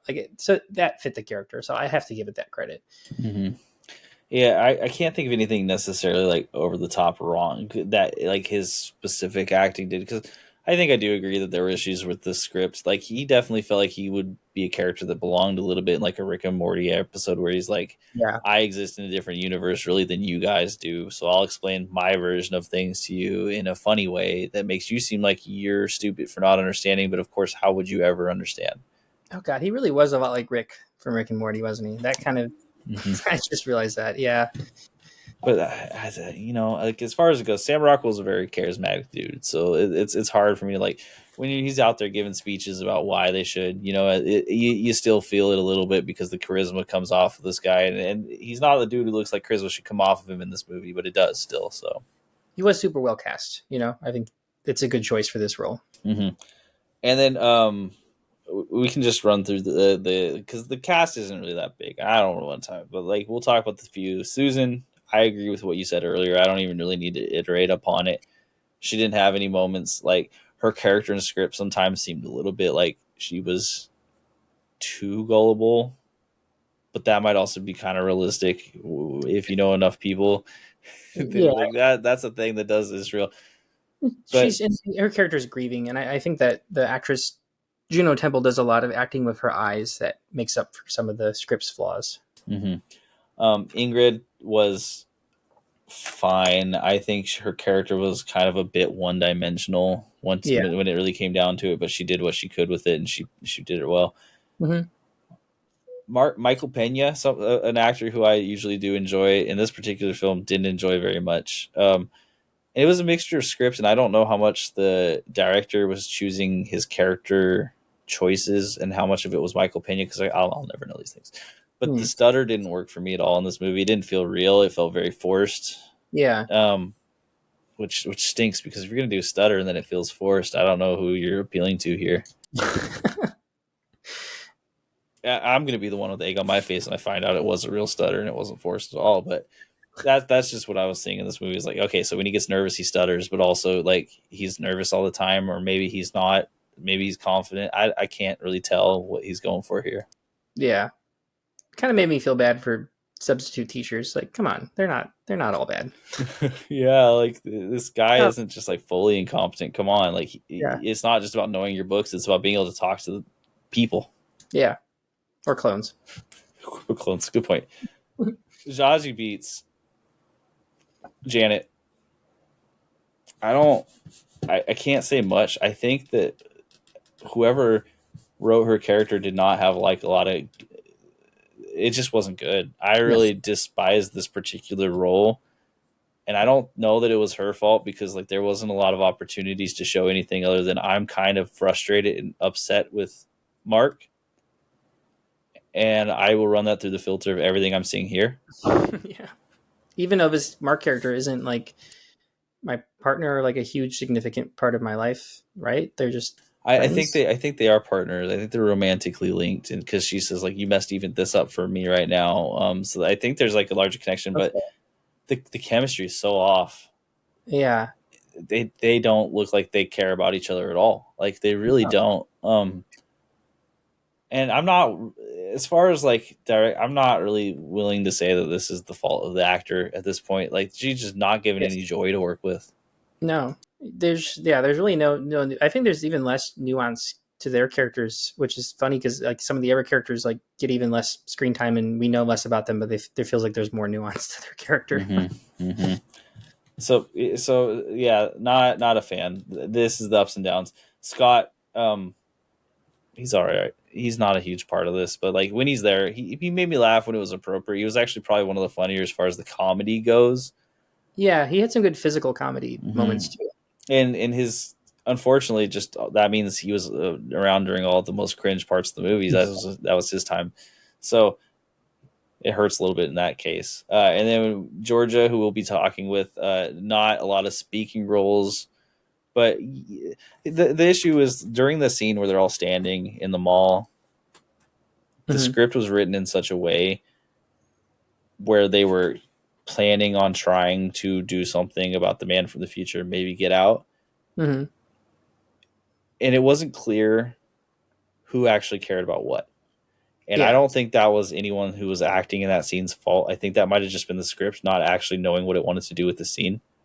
Or just like forgetting characters or like any motivation. Like again, the movie was already pretty long, but if they just gone into it like a little bit more, like I really for the like the side characters, I can't really think of anything else they could have done to make their Ex- acting or character better. Like it was just they e- couldn't. exactly. It's not even really a complaint on the acting. It's just they weren't explored enough. What one thing I will say as far as all of these actors go, and then that's including Jan, that's including everyone who's involved in this. The physical acting aspect of this was very good. So the people who were involved in the action scenes, they did a good job at running places, jumping places. I don't know how much of it was stunt actors. I'm sure a lot of it was. However, like the kinetic energy in the movie, regardless Yeah, of the script at times, the kinetic energy of the movie really worked, except for that one house scene. That house scene crashed everything. it But was. I do agree, especially the scenes in the mall with they're like shooting pigs in a blanket or whatever. mhm. I did kind of find some of the deaths, like the randomness of uh, Maria's death was pretty silly. But then when she was getting shot up and her body was just flailing everywhere and there's just all over, that was pretty funny. Like it was so over the top. It was. I liked her end line there, and that was She had the like, oh, I wanted was pie, like the ultimate tragedy of just wanting yeah, a piece of pie. yeah, She deserved a backstory. She really did, because I didn't even think about it the way you said it, but man, what a stronger movie that would have made if you had one of these characters' backstory that just looked like our everyday life. yeah. Just a normal like a character. Like it. It just also like I do mention the Boy Scout Bob too. It's just Speaking of unexplored characters, I don't know why he had a gun in a diner as a troop leader, but I'm still interested in how he's impacted by this, technological hellhole. Like what? how come his teenagers aren't like lost their mind zombies? You know what I mean? Is it saying that like if you're doing Boy Scout stuff, you're immune to it or something? Like that doesn't track well for me. What is that like into this like internet rabbit hole where he's like learns about like living off the grid, like survivalists and like the left or whoever's coming out to get him. So he like gets in this internet rabbit hole and like uses AI or something to like plan his troop. And like, what if he like kidnap these Boy Scouts or brainwash them to take them off the grid to like survive outside of his technological humanity? I don't know. Like there's something there. 100%. It could even be like he's there for like he's right for all the wrong reasons. That would be an interesting story too. You know what I mean? Like he's got all of these like really ill-conceived ideas about the world, but he ends up being correct because of what's happening. Like Yeah. That's something that I've always been curious when you hear people who are like right, but their logic is so flawed on how they got there. But once they find out they're right, that flawed logic is now baked inside of their brain forever. I know a lot of people like that. Yeah. Mm-hmm. Yeah, we sure. That's true. So like the acting, I don't like. I think that they all did pretty good, and then like I don't have a specific acting role in this where I was like, "Wow, you stunk it up," because I don't think there was one. I think like there are moments in this movie where the script let everyone down, where the pacing let everyone down, but I think the acting itself was pretty well done. So I will say the kid who played the 9-year-old was pretty damn good. Like yeah. creepy as hell, and like he played like a robot or whatever, just like I don't know, he wasn't over the top, but he communicated so much of his eyes. Like it was really good for a child actor. I thought he did stand out to me as being like, okay, this is pretty damn good. Yeah, so shout out to Artie Wilkinson Hunt. Also to the other kid, Tim, Susan's kid who got killed and then was brought back as a clone. He had wonderful comedic timing. He did with the ads and stuff. He did. I do want to mention, forgot to mention earlier, it really bothered me that she was describing this kid as like a weirdo with no friends, and he literally looks like Shawn Mendes. Like, what are you talking about? What an insult to every other weirdo with no friends. Like, come on. Go on. Yeah, it's like this kid's got to be like the third most popular kid in school. What? Perfect teeth. Like what? How is he not? What? Okay, maybe if he goes to like school with a bunch of like clone AI weirdos, maybe that's why he was an outcast. But every other single parent's like, they have exact perfect bodies with 6-packs, so they can beat up a whole bunch of ninjas if they come and fight them, And then she's just like, hey, he's weird, I guess. He likes sports though, I think, maybe. I don't know. Like, there's probably a part of this that's like a commentary on how little she knows her own kid, really, because yeah, it could be. Again, they don't play it well enough. But yeah, that neither here nor there. Tim himself, I think, and his name is Tom Taylor, so that's a fun name. Nice. Tom Taylor is anyways. Someone have fun with that alliteration. He did great. I thought he did pretty good. So the kid actors in this did a good job. Yeah, Literally, I think really funny comedic timing. He did hit the it was good. the only one really was Jaji Betts and Michael Pena, and I know Michael Pena can act, so I don't know what happened. That's where I'm like, I agree with you. I don't know that the acting is probably script issues. I saw Janet's actress in another movie as well. I forget off the top of my head. I'm gonna look up really quick, and she was good in it. And it was in Joker. She played his neighbor in Joker. That's right. And obviously, she wasn't given much to do there either. But like, she played a better character, even though you know less about that character. It was still better. Yeah, 100%. Like this. I don't think this is a skill based thing. This is just they wrote a character that was unlikable and almost unimportant. That's a bad place to be as far as an actor goes. I can't really get out of that sometimes. Okay, so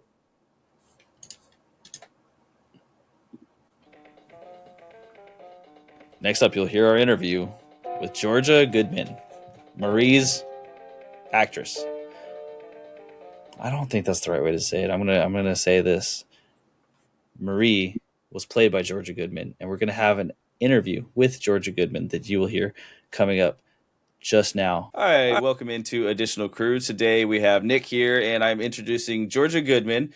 She's the actor who portrayed Marie in the film. Good luck, have fun, don't die. If you're listening to this as part of the review, of course, you've already heard what we're talking about. But if you are just jumping in on the interview, welcome. And also, I do want to be very assuring that we are going to talk about spoilers in this. So, yes, like if you haven't seen the movie since it's still in theaters, maybe go watch the movie, come back, and listen to the interview. I don't want to spoil anything and taint your opinions on the movie before we start it. Just like go check it out first, then come back here. And of course, with that said, hi Georgia, thank you so much for joining us. Hey Nick, how are you? Thanks for having me. Absolutely, and I'm doing pretty well. It's bright and early in the morning for me. I understand it's in the afternoon here there for you. Oh, really? Yeah, it's 4 p.m. What time is it there? It's 8 a.m. So I just got my kids off to school. It's been a fun Oh my morning. God, I'm so sorry. Thank you. Oh, don't you worry. I'm happy to do it. I'm happy that you're here. So let's jump into some questions, Georgia. So this film was rather high concept and included a lot of dark humor. How did you prepare yourself for that role? So Marie is. How did I prepare myself for that role? I think it was just. I think everybody can relate to a Marie or a time in your own life where you're like, do you know what? Oh, you just told me that you have a young child. So I'm sure that you must relate to times where you're just like, do you know what? I just want to have some 5 minutes, just 5 minutes to myself. Don't want any husband or wife, no children. It's just me, a cup of coffee, and just like comfort food, pie, or whatever it is that rocks your boat. So for me, what I really loved about Marie was just exactly that. She's just an everyday person who just happens to find herself in these extraordinary circumstances. And, I mean, originally they did want to have Marie be like, I don't know, like a nurse or a factory worker or something. And I just felt that it was a little bit too stereotypes because that's kind of what I get cast in as in the UK, you know, the Filipino nurse or the Latina cleaner. And I'm like, no, why can't I just be a mom who's just taken refuge for just like 15 minutes? That's it. And I just want some peace and quiet. I love that. And in this movie, that makes a lot of sense as far as like a juxtaposition to what you're seeing from everyone else. If you listen to the review at all after this, me and Willie talk a lot about having a nice everyday normal person is a really good change of pace from what we see.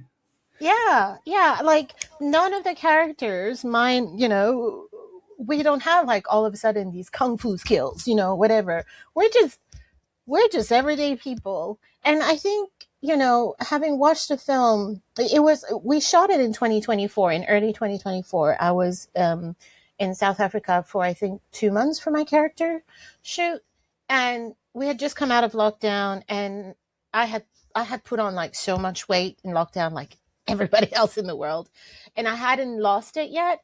And so when I watched the movie, I kind of went, oh my God, great. And for any actors out there who are, self-conscious about their looks or whatever, no, there is a space for everybody. And I think it's great in a way that, I mean, obviously not great for me watching it myself back on the screen again, but I think it's great that in the movie, she's just, Marie just represents the everyday person, you know?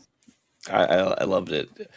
I'll ask another question about this. The slice of pie was rather important to your character arc.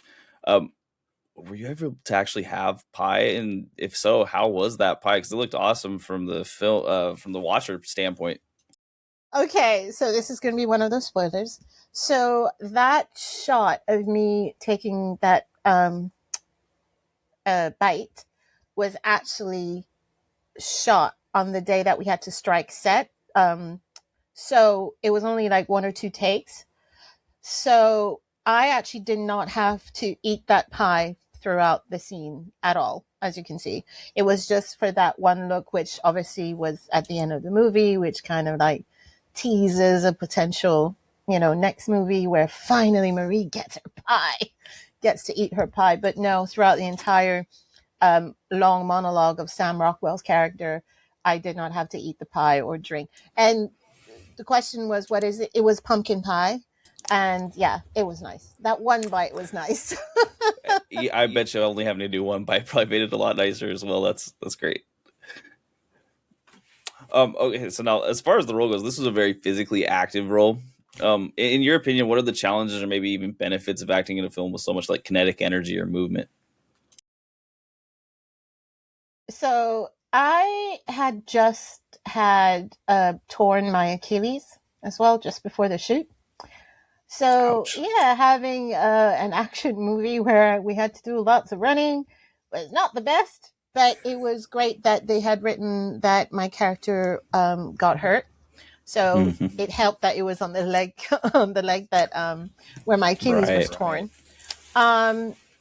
But I think the energy, it just helped with the like what was happening, the getting that energy up, knowing that, oh my god, the police are just outside, they're ready to shoot anybody, the dogs are just outside, it's just, we have whatever these assassins coming after us, and the running. I think it really helped to bring us, because there's lots of waiting around on set in between camera sets and stuff like that. And so I think having that movement really helped like keep our energies up. And also there was lots of night shoots, just so you know, and it was really cold because it was winter time in South Africa. So actually keeping that energy up was quite essential. We needed that to stay warm. Yeah, that makes a lot of sense. There was quite a few times where you guys are out in the dark of night. I can Yeah, imagine being those winter were the during that. night That's shoots. boy. Um, the scene where your character was shot. Again, spoilers. I'm sorry, everyone, but I will be very clear. There are spoilers here. The scene where your character was shot looks like it would be interesting to act through. Were those practical effects or computer generated? No, real. So the stunt team had created these internal vests. So you know how normally when you see, I guess, shoots or whatever, you get the impact coming in. But for this, instead, what they did was that the bullets were actually coming out, but but because of the force of the bullets coming out, the blood coming out, I would be like, I would still feel the shots within.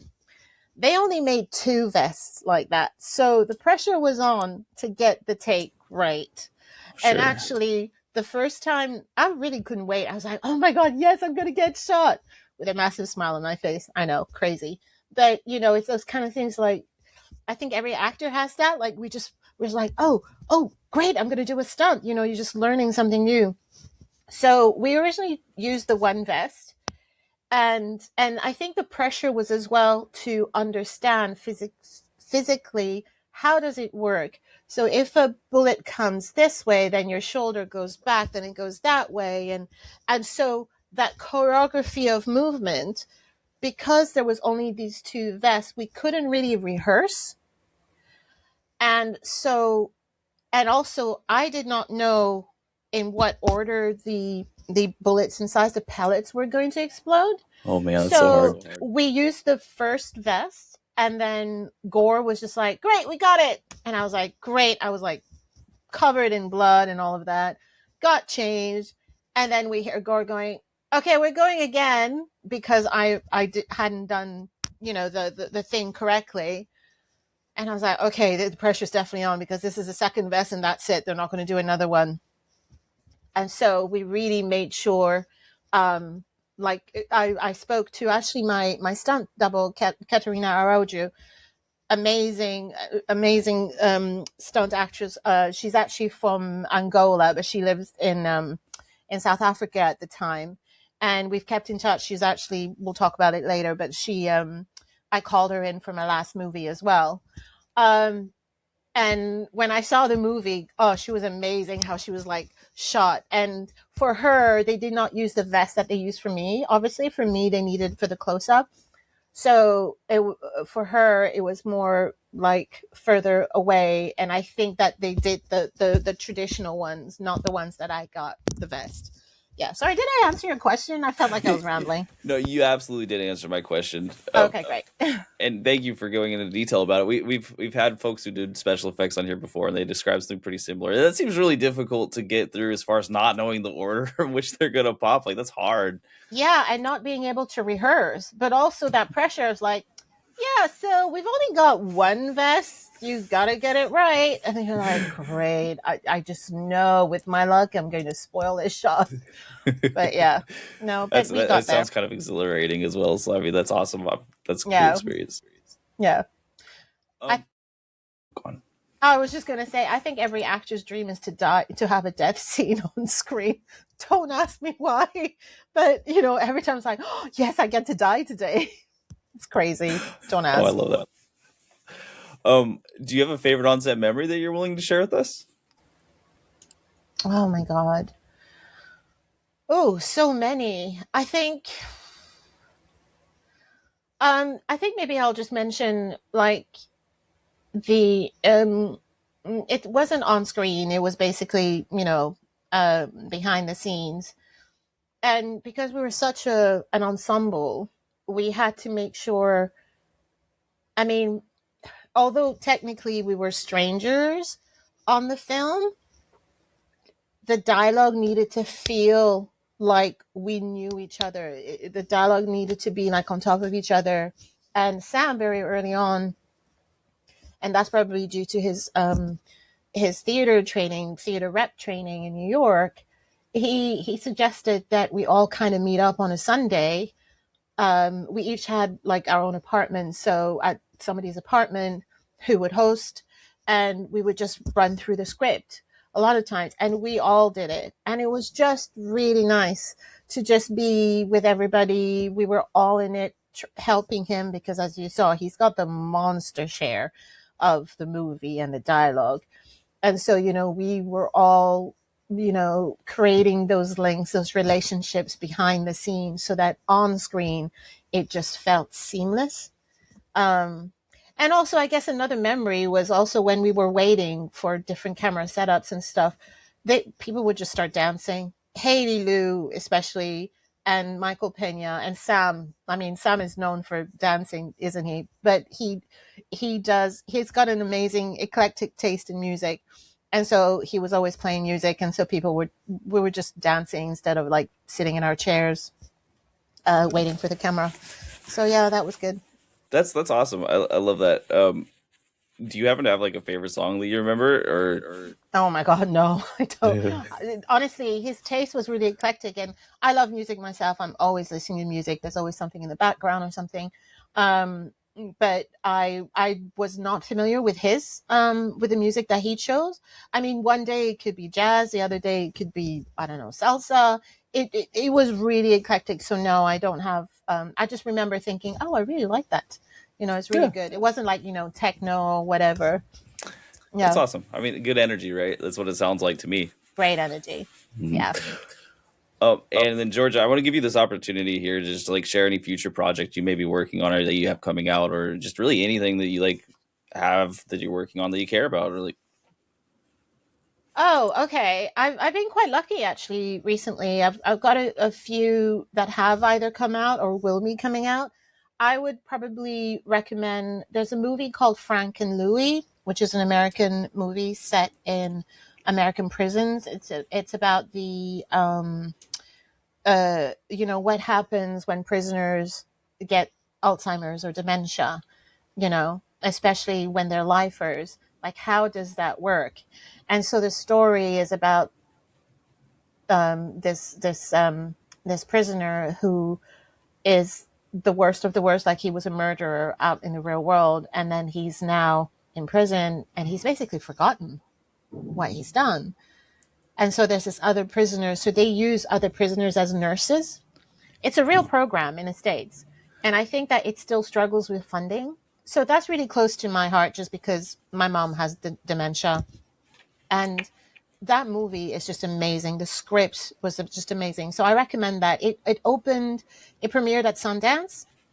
So that's really great. I've got another action movie coming out actually later this year. I was a co-lead with Mason Gooding. I think he's got loads of movies coming out at the moment, so he's like the star du jour. I think he's got Scream 7 coming out soon. Oh, that's so exciting. that was great. That was an action movie. Yeah, I play a disgruntled cop, and he plays, and so we kind of go around this hotel freeing hostages and killing bad guys. That was great. That was shot in Tenerife. I think it's coming out later this year. You might also see me in the States in The Witcher season 5. Very cool. Yeah. So yeah, I've been really lucky. There's been quite a lot of projects that are coming out this year. That's exciting. We get to see you a lot. Then that's great. It sounds like an awesome year for you. So thank you again, Georgia. I really appreciate you coming in, answering some of our questions, giving us the time. Just awesome movie. Thank you so much again for being in it, helping create it. Thank you very much for watching it. You didn't tell me what you thought about it. I mean, about AI and everything. Oh yeah. So with AI is an interesting question. I mean, I could go off on a whole diatribe about it with a 5-year-old and a 3-year-old in this world. It's like, there's a lot of thoughts about it. However, I will say it is really great to see art that is addressing these sort of issues directly, because I think a lot of people shy away from doing things like that. So to see an art, like a movie that comes out, is like, hey, this is what we think. This is what you got to be wary of. This is where we're coming from. Breath of fresh air for me. Well, when you think about it, so Matthew wrote it before AI has become as big as it is now. And so he foresaw everything. Honestly, it was the best script that I had read in a long time. But yeah. Yeah, it was. I think we talked about this earlier if you're listening to the review, but like the timeliness of this movie, it could not have come out at a better time for everything to be coming to a head as it had. This is feels like February 2026 in a nutshell. Exactly. Yeah, scary, isn't it? A little bit. Yeah, no joke. So yeah, thank you so much, and just good luck, have fun, and don't diarrhea, which is how we. I don't know if you saw some articles where we kind of nicknamed that because we all had a tummy bug when we first arrived in South Africa. I hadn't read that. That's actually wonderful. Thank you. I'm sorry that you had the tummy bug, of course. That's all right. I'm survived. Awesome. So thank you, Georgia. We really appreciate it. Thank you. Welcome back. I hope you enjoyed the interview with Georgia as much as we did. And I hope it gave you some insights into this film a little bit with someone who was actually involved in the process of making it. So good on you, Georgia. Thank you for giving us your time. And I hope you're not too upset about any of the more critical things we say about this movie. Trust me, we appreciate the fact that you made a movie at all and you put it out there and we get to see you on the big screen. So don't misunderstand. This is what we do, but keep doing your thing. Yeah, thank you, Georgia. And also I'm gonna have pie, I think, in a couple of days. And I'm gonna be thinking about your character. So. It was a good looking pumpkin pie, man. I don't know what time of year this was set, but that was a good looking pumpkin pie. Like a diner pie. Like I feel like there's. I mean, obviously you think of Twin Peaks, but like in reality, I feel like there's some diners out there, very niche diners that just have just incredible pie. You know, like maybe the best pie in the country or the world. It's somewhere. And my understanding is this is a very famous diner in LA. I don't know much about it, but like apparently it's a very famous diner in LA, so they probably do have an amazing pie. Oh, I don't blame her there. So let's talk about cinematography and creativity in this movie. And I think that this is one of those sections where it shines more so than other sections. For me, there's still some lulls and down points in it. But overall, I will say that I think this is one of the stronger areas of this movie is that not only is it chaotic in its story, even with the tropes and cliches that it uses, but the cinematography is kind of that thing that might pull it back out of the cliche in ways. So we talk about them. Like the main character's first off, he's got this bananas suit that he wears all the time, full of wires. It's a rain jacket. It's got a callback to, or no, not a callback, but foreshadowing of his mom dying with the backpack. A lot going on there. They had to make him look interesting and unique. And the very first scene looks like a catheter emptying. This is a good choice, in my opinion. So, like, I think the costuming is good because the costuming where it needs to be good works. And for everywhere else, they just need to look like real people, and they do look like real people. It matches the, like we said in the very beginning, there's all this exposition and backstory. So his chaotic costume matches the chaoticness of the film from the very beginning. Like, you need him to look chaotic, like not over the top chaotic that it's distracting, but like basically his costume needs to match his messaging in order for the audience to buy in right away, and that it succeeds at that. And yeah,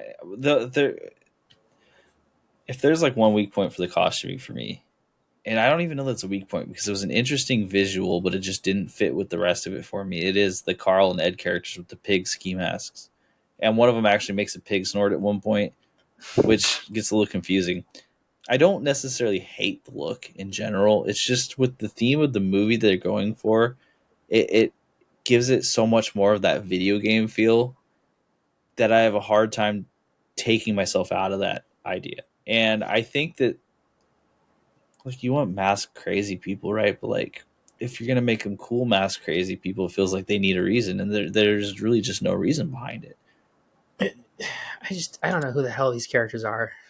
That's the issue, exactly. Don't give them unique looks like that, and then give us no backstory. Like, what was the level of investment on this? Do you want me to have?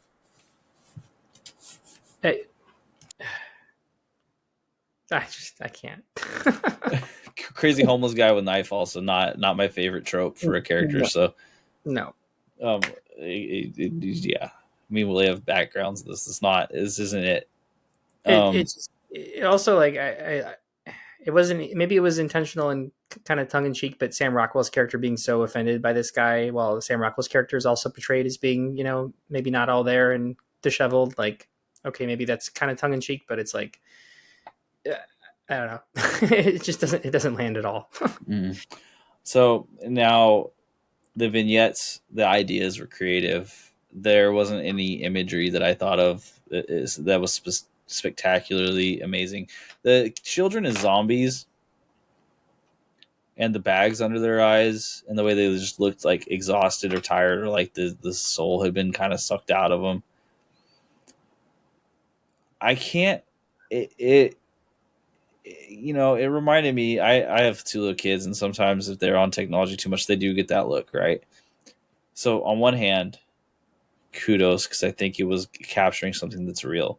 And on the other hand, for the amount they were in the movie and the amount they were used as zombies that were literally mindless killing machines, it wasn't enough. I don't know. I mean, they just kind of look like they were teenagers depicted in like a Facebook meme about teenagers being addicted to technology. Yeah, exactly. Like way over the top. The cat,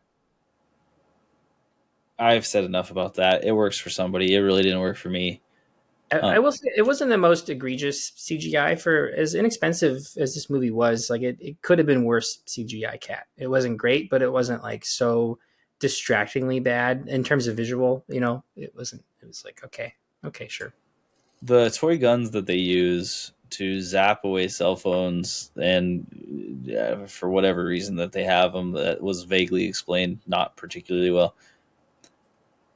That might have been the low light for me. See, well, I don't always hate this idea of like homemade tech, right? I think there's like this whole entire movement amongst visual artists called like hope core, Mm-hmm. Yeah, and yeah, and this is almost that, except for it doesn't fit the vibe with the rest of the movie. So even if you're going for that like homemade thing, and then you make a joke about how it looks like a Mars Attack toys, and then it's just got a random stick of RAM rubber band it to the bottom. I don't know. I just it almost feels like, okay, this is going back into the kind of the world building that has flaws, but like if the teenagers are brainwashed and those zapping things are used on them, couldn't they also be used on like the police, who are presumably also under this kind of brainwashed attack mindset? Like what why just the kids?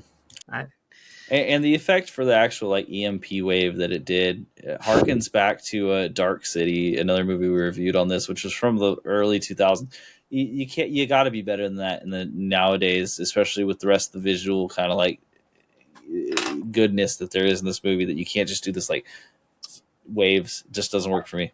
I did just realize they did reference Mars Attacks when they were showing the design in the cafeteria, and I think maybe I don't remember that movie well enough to confirm, but I think that they might have just been doing an homage to Mars Attacks and the weaponry there, because Mark character was like, "Oh, that looks like the thing in Mars Attacks" or whatever. So maybe that was part of the gimmick there, but yeah, the references weren't very hidden, I suppose. Yeah. Okay, but I will talk about the good as well. When they're in the AI kids room. And he takes them through the suite of AI talking points. Like that is really cool. Like they did do a good job of like making the chaotic use of AI interesting during that period. And I do think that like if they had stuck to that sort of like imagery palette and feeling and tone, that this movie would have been something like The Fountain or Zero Theorem, or something that it could have definitely elevated it to being an art house movie as well as a good movie. Yeah, I agree, especially because they're working with a low enough budget that the fact that they can have striking visual scenes that are simplistic. Like obviously there's a lot going on in that scene of the AI and the wires and stuff, but it's still pretty simple, like, and visually interesting. Like there was probably places in the budget where they could have done more of that sort of minimalist feel in scenes that were maximalist that didn't land as well. Mm-hmm. It feels like to me with a lot of what this was going for is it was almost going for like a bizarre, over the top, artistically styled movie, and I just don't think that it hit it in all places. But again, I think a really big part, and it's the one scene that if there's a director's cut of this movie, just cut it. That house scene when they all get dressed up in the armor and stuff, man, like at that point, the hard part is they're all wearing the armor, right? So every single time I see these guys, I'm just reminded of that scene. Yeah. And reminded of how stupid it was. Like and there was no real good point on it, like except for we wait for all these people to show up so we can talk to each other. And then as soon as they show up, everything just breaks. And the armor doesn't help. And I just the creative choices that needed then to be upheld because the scene existed hurt the later scenes. Yeah, and like because it reminds you of the scenes where the plot and the everything just wasn't as strong, and it's like, okay, well, I'm getting pulled back into that again. Also, I think it was Janet's character had on a Packers helmet, and that also took me out of it a little bit. I don't blame you. Willie's a big Bears fan, if you don't know. That makes sense. I mean, if I had seen Chiefs gear in this, I would be incredibly frustrated. So I really don't blame you. I'll just say I'm not surprised that her character didn't make it.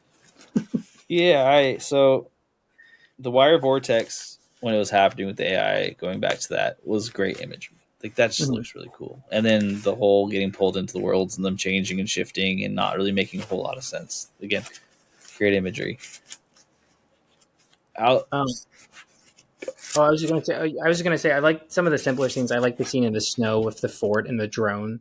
It was very simple, but I thought Mm-hmm. it looked cool. You know, like the white kind of. We hadn't seen many scenes in the movie that were just like white snow, naturey, and it kind of was like a new element to the cinematography and the visuals, and I thought that was cool.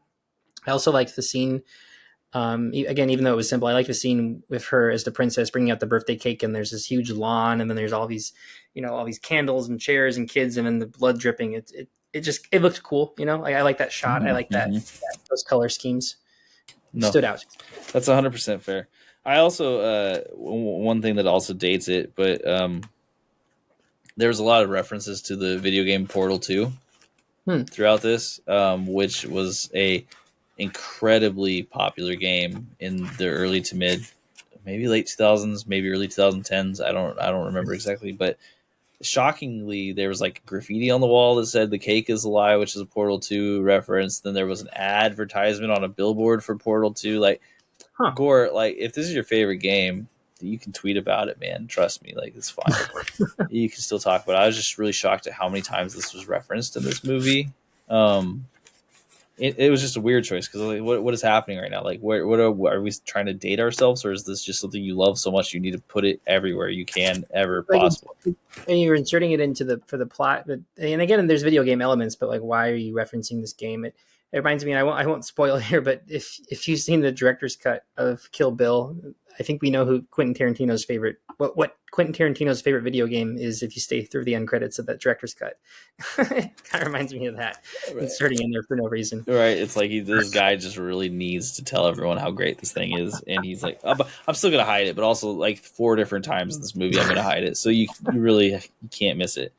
One scene I had written down, and writing scenes down in the theater is apparently a very hard process because it took me forever to read this. Is when the kids are first in the high school, they're first coming through the door.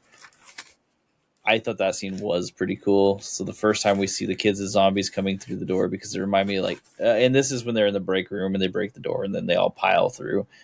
Mm-hmm. It kind of reminded me of like It Follows during that scene in the near the beach house when the giant is coming through the door. Like it had that same kind of like visual effect of just a breach happening in the doorway being the barrier between like normal and otherworldly, and that just being completely busted all at once.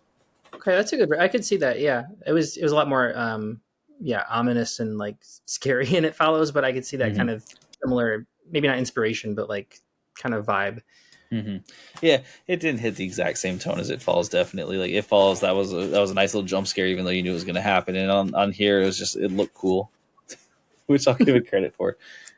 But yeah, so like for a movie with I think as high a concept as this, there's a shockingly few number of things that I want to call out. I personally thought that the CGI of the toys was particularly bad. It was a cool idea and it worked for a second, but then to keep showing them made me keep thinking about how the CGI on this part is not working for me that well. Yeah, Because I mean, the little robot had a big part in this, right? And again, like the toys reminded me of the movie Y2K. And okay. Y2K has a very similar theme, honestly. That and just kind of like the technology coming alive after midnight and that kind of the repercussions of that. Yeah, and Y2K is a complete comedy movie. Like, there's no part of it that's real. Fred Durst plays a major role, if that gives you an idea.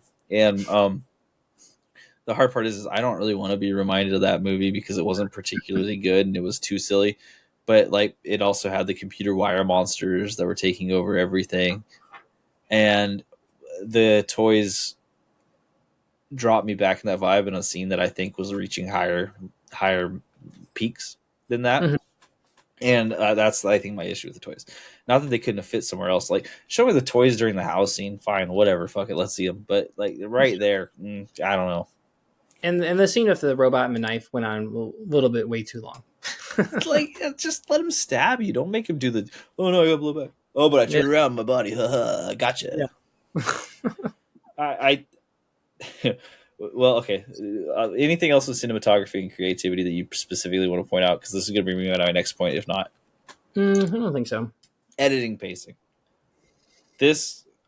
I've said things about the movie, but realistically, I think it all comes down to this editing and pacing part. Because the pacing of the movie is broken. It's just broken for me. because there are so many parts where it's like you could cut this so easily or make it so much shorter, and this movie would snap a lot better. 2 hours and 14 minutes for a lot of the movie felt like it was going by fast, but for other parts of the movie, it dragged so hard that it really hurt the experience. Yeah. Well said, because there was parts that like flew by but were still well paced, and they flew by because they were so interesting and engaging. I mean, the parts that dragged, I mean, often the action sequences and the middle parts, but it did drag. It wasn't just poorly paced. I mean, that's why it dragged, but it just like it felt intentionally long. Yeah.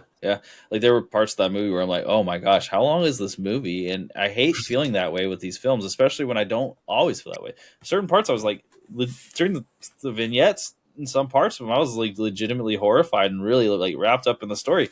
And then you get, again, it's that house scene. I keep going back to it. I think if there's one most important scene in this movie, it's the house scene, and for all the wrong reasons. Because that house scene, my God, it felt like it was 45 minutes long. It couldn't have been. There's no way it could have been, but it felt like it was 45 minutes long, and it was just this whole movie just changed tone so fast. I was like, well, I'm watching a teenage drama all of a sudden. What is going on?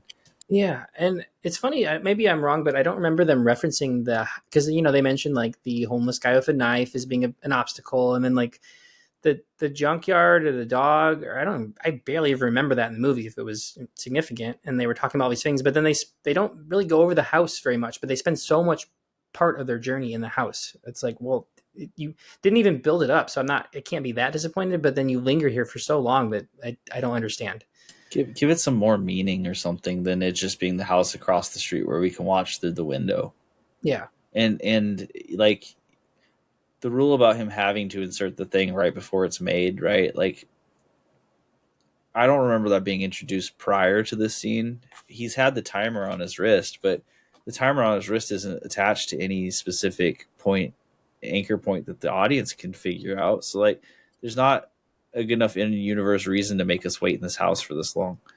Well, I guess maybe him not revealing that kind of adds to the urgency of like, because if he's like, oh, we got to do this right before, then they're not going to be as like, following him. So I mean, him keeping that hidden makes sense from a character perspective, but yeah, it doesn't explain why so many other parts are lingered for so long. Yeah.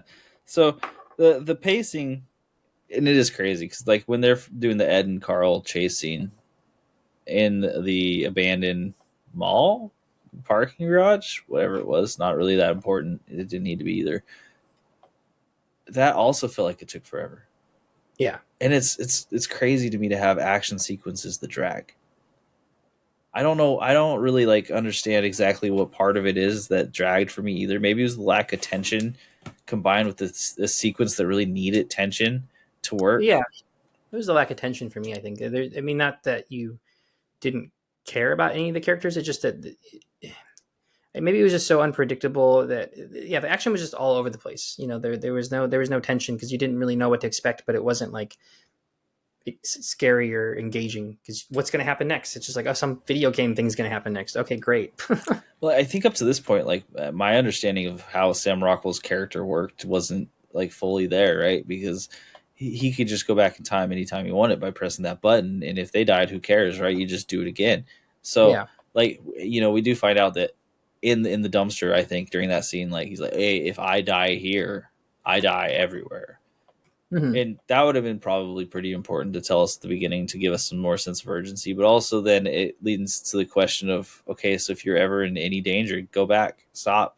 Like, you're being an idiot, really, is what I'm seeing here. Like, you can do this a billion, a trillion times.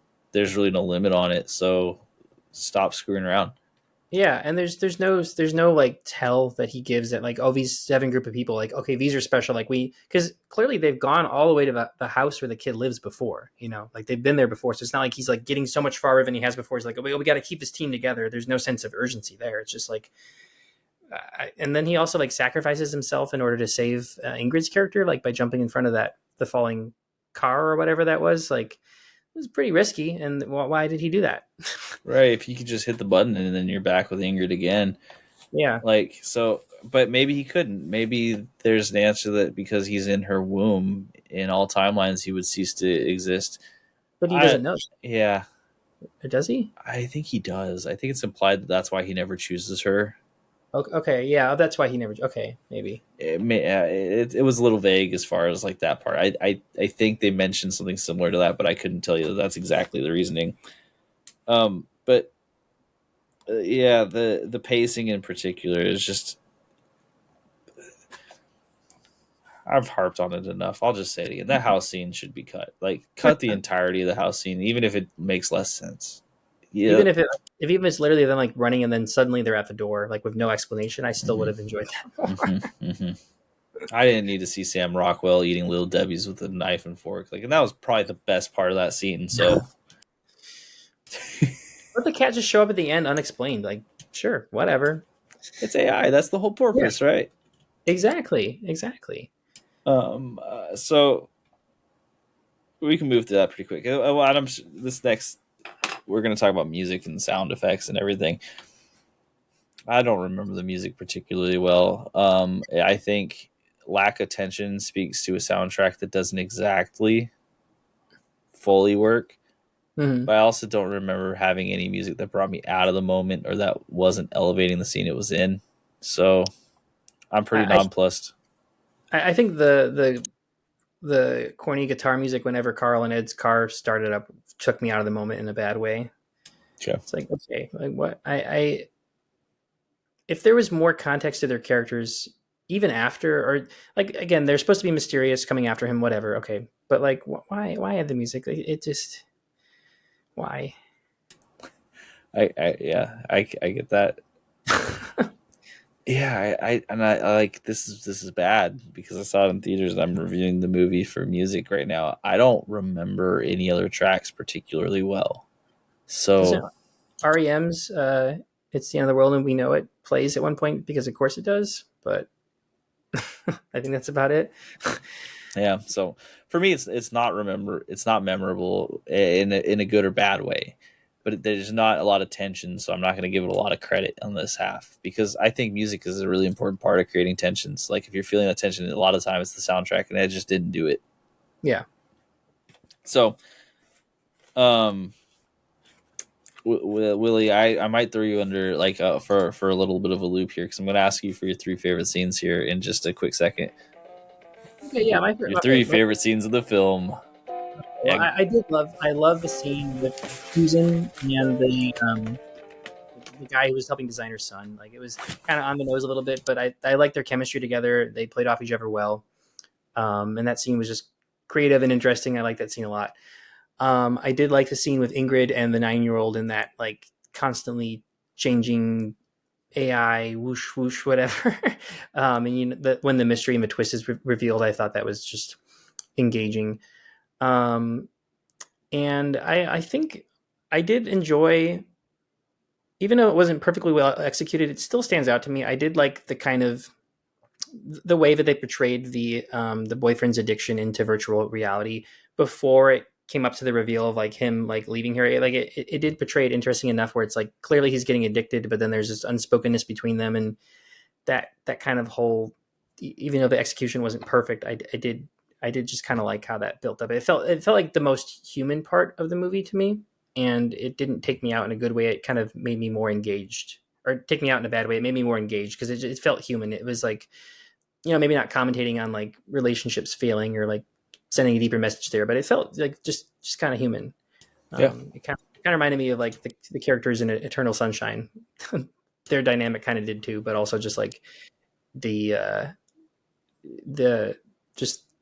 just the way that I think the pacing of that whole sequence was good. Sure, that makes a lot of sense to me.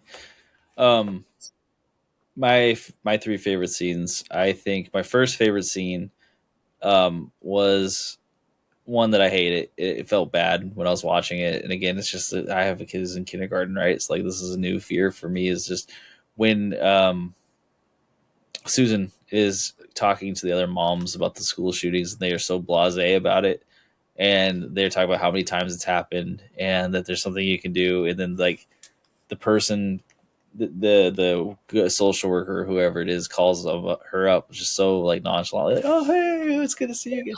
That was like a really good, in my opinion, version of political commentary, or social commentary, even not even political commentary, just social commentary of the way things are and the hypernormalization of violence and things that are happening to kids in Mm-hmm. particular.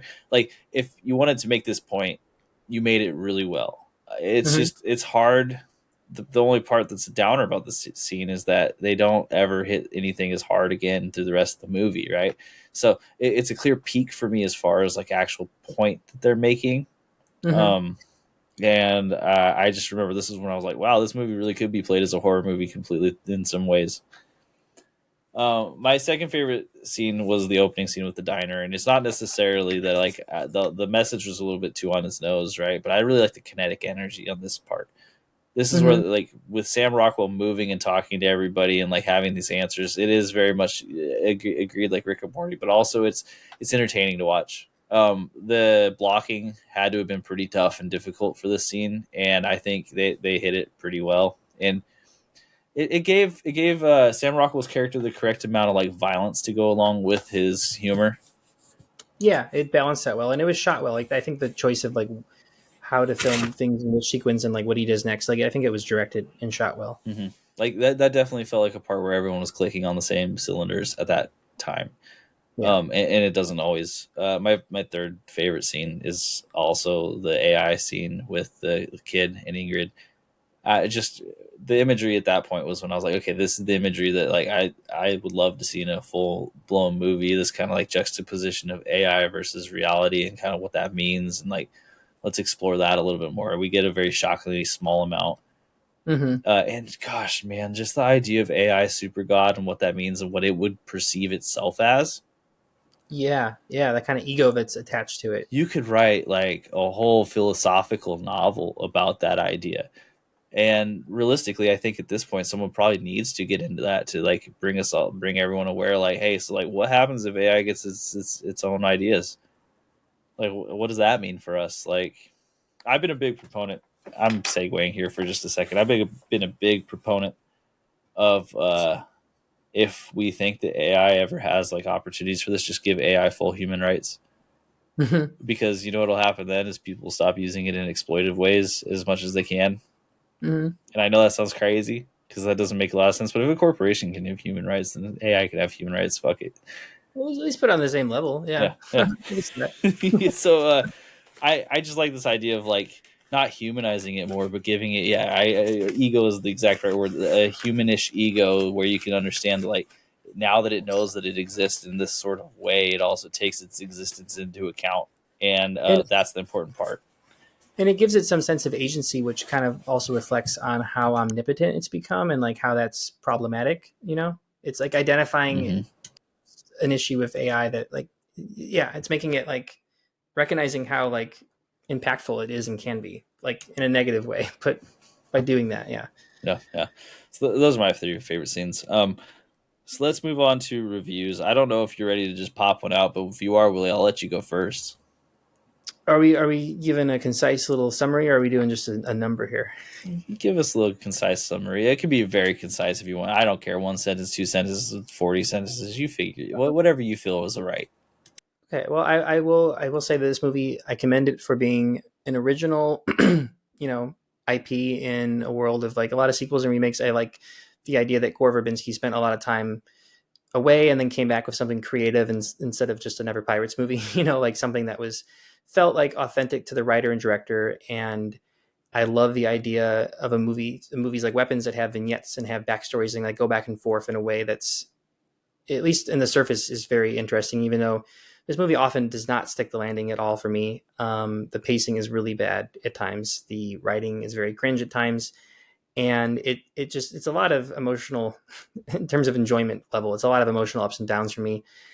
And I think that because it's so mixed at times, I kind of have to give it a 5 out of 10. And I would maybe, probably give it closer to a 6, but I think that the highs are so interesting and thought provoking that it frustrates me enough to lower it to a 5. Yeah, that's pretty fair. Okay, so I've got my rubric. I'm gonna go with story of 4, and the reason I'm going for story of 4 is just that it is presenting me new ideas in such a way, and the world has plot holes that are pretty big.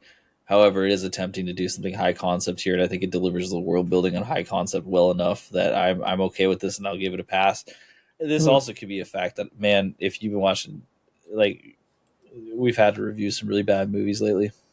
So the juxtaposition is, unfortunately, there's a little bit of bias in that. When I see something that is presenting me with actually interesting ideas, I go, oh, that's how you do it. Acting is a 3, and we talked about it enough. I'm not blaming any of the individual actors here. I think they're just parts that shouldn't work the way they do.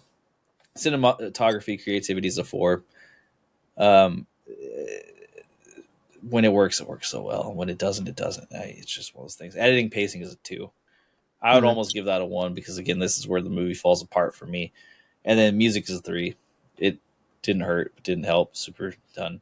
6 out of 10. And I'll be real with everyone who's listening to this, and there's no shock here. If you cut down that house scene to 2 to 5 minutes or get rid of it completely, I bet you I'd give this movie an 8. It drags it down. I gotta say, I think I was gonna say I think everything that just maybe brings it down a little bit is the rewatchability is just not existent for me. Yeah. I also do wonder like how this plays out. There's a movie 300. I'm sure almost everyone who's hearing this has seen it. Like when it first came out, it was lauded. It was immediately like, whoa, this is the coolest shit that ever existed, and everyone's gonna love this for fucking ever, and it's gonna be amazing, and it's just awesome. And then like 5 years later, everyone's like, God, what garbage were we watching? Holy cow, what happened to us? And I think that because of the timeliness of this movie and like the messages that they're giving, it's going to go one of two ways. This will either be right, and people will point back at it as being this cult classic that called the future, and they're like, yeah, well, look, all these ideas are correct. Or everyone's going to look back at it and be like, well, that sucked. That was only a movie that it could exist at that time, and no one can watch it anymore because it doesn't click with anybody. Yeah, it's hard. It's really, because it's so timely in certain ways. It's hard to say. I think that it kind of shocked me a little bit how strong reviews it got. I think it's in like the 84, 85% on Rotten Tomatoes and like 70 or close to 70 on Metacritic, which just kind of shocks me a little bit. Not that the critics are always right, but that kind of makes me lean into maybe the idea of maybe this will be appreciated for longer as a cult film. And I could see that. I do kind of see this movie at times suffering though from like the everything everywhere all at once influence of like just throwing a bunch of shit at the wall and seeing what sticks. And if enough shit doesn't stick, it just drags down the movie's like future cult status. I agree. I see. Whereas I think Everything Everywhere All at Once worked is because it didn't have the house scene. I swear to you, man, I think we would be having a whole different conversation if like you're exactly right, the millennial cringe humor didn't suddenly pop up. Because when it did, and even as someone who grew up through those ages, like, I don't know who this is working for in the context of the deeper messages you're sending. Not even deeper, man. Face level messages you're sending me, they're intensely important to social commentary at this point. And then you want me to watch people with Viking helmets on because that looks kind of funny and it's random. Like, just...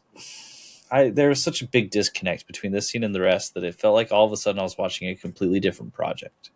Yeah. And man, you can't do that to me on something that's high concept world building. Like, you can't. It's lazy. Yeah, it feels lazy. Exactly. They're like, this is laugh break time. So let's make a laugh break time that's funny, but like it doesn't work. And no one, I think, felt invested. And there's a part that this is also the time where Mark and Janet talk the most during the regular scenes, and their characters are just not well conceived. Yeah. So if you're wondering what I'm saying, it's that I watch the movie, but if you need to get popcorn, get it as soon as they get to the house across the street, and then come back pretty blissfully unaware of all the stuff that happened there, because you don't really need to know it.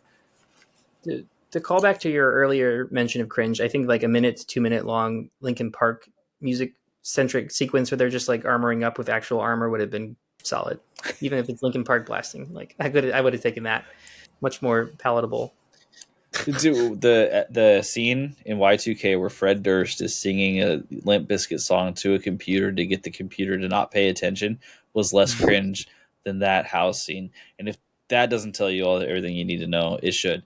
And Yeah, so the again, man, I did like this movie, so I'm not saying don't watch it. I actually do think like as far as unique ideas could go, this one hit pretty well. Mm-hmm. Gore is a good director. We can see that through a lot of what's going on here, and a lot of the actors and actresses are very good.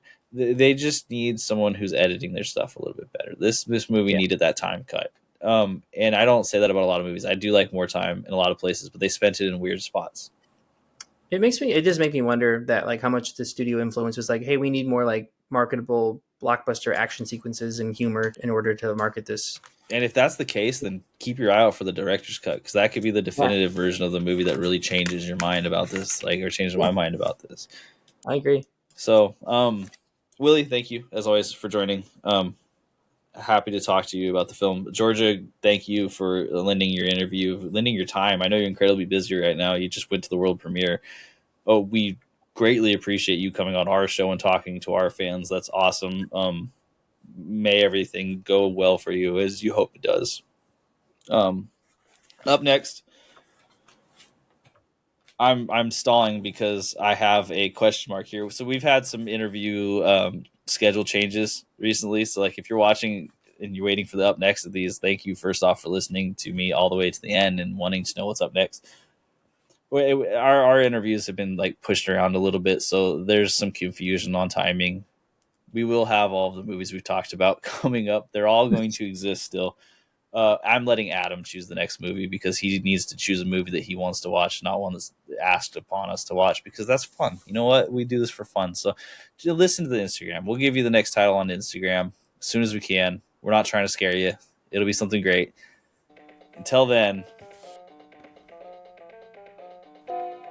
this is the perfect configuration of people in this diner that can save humanity.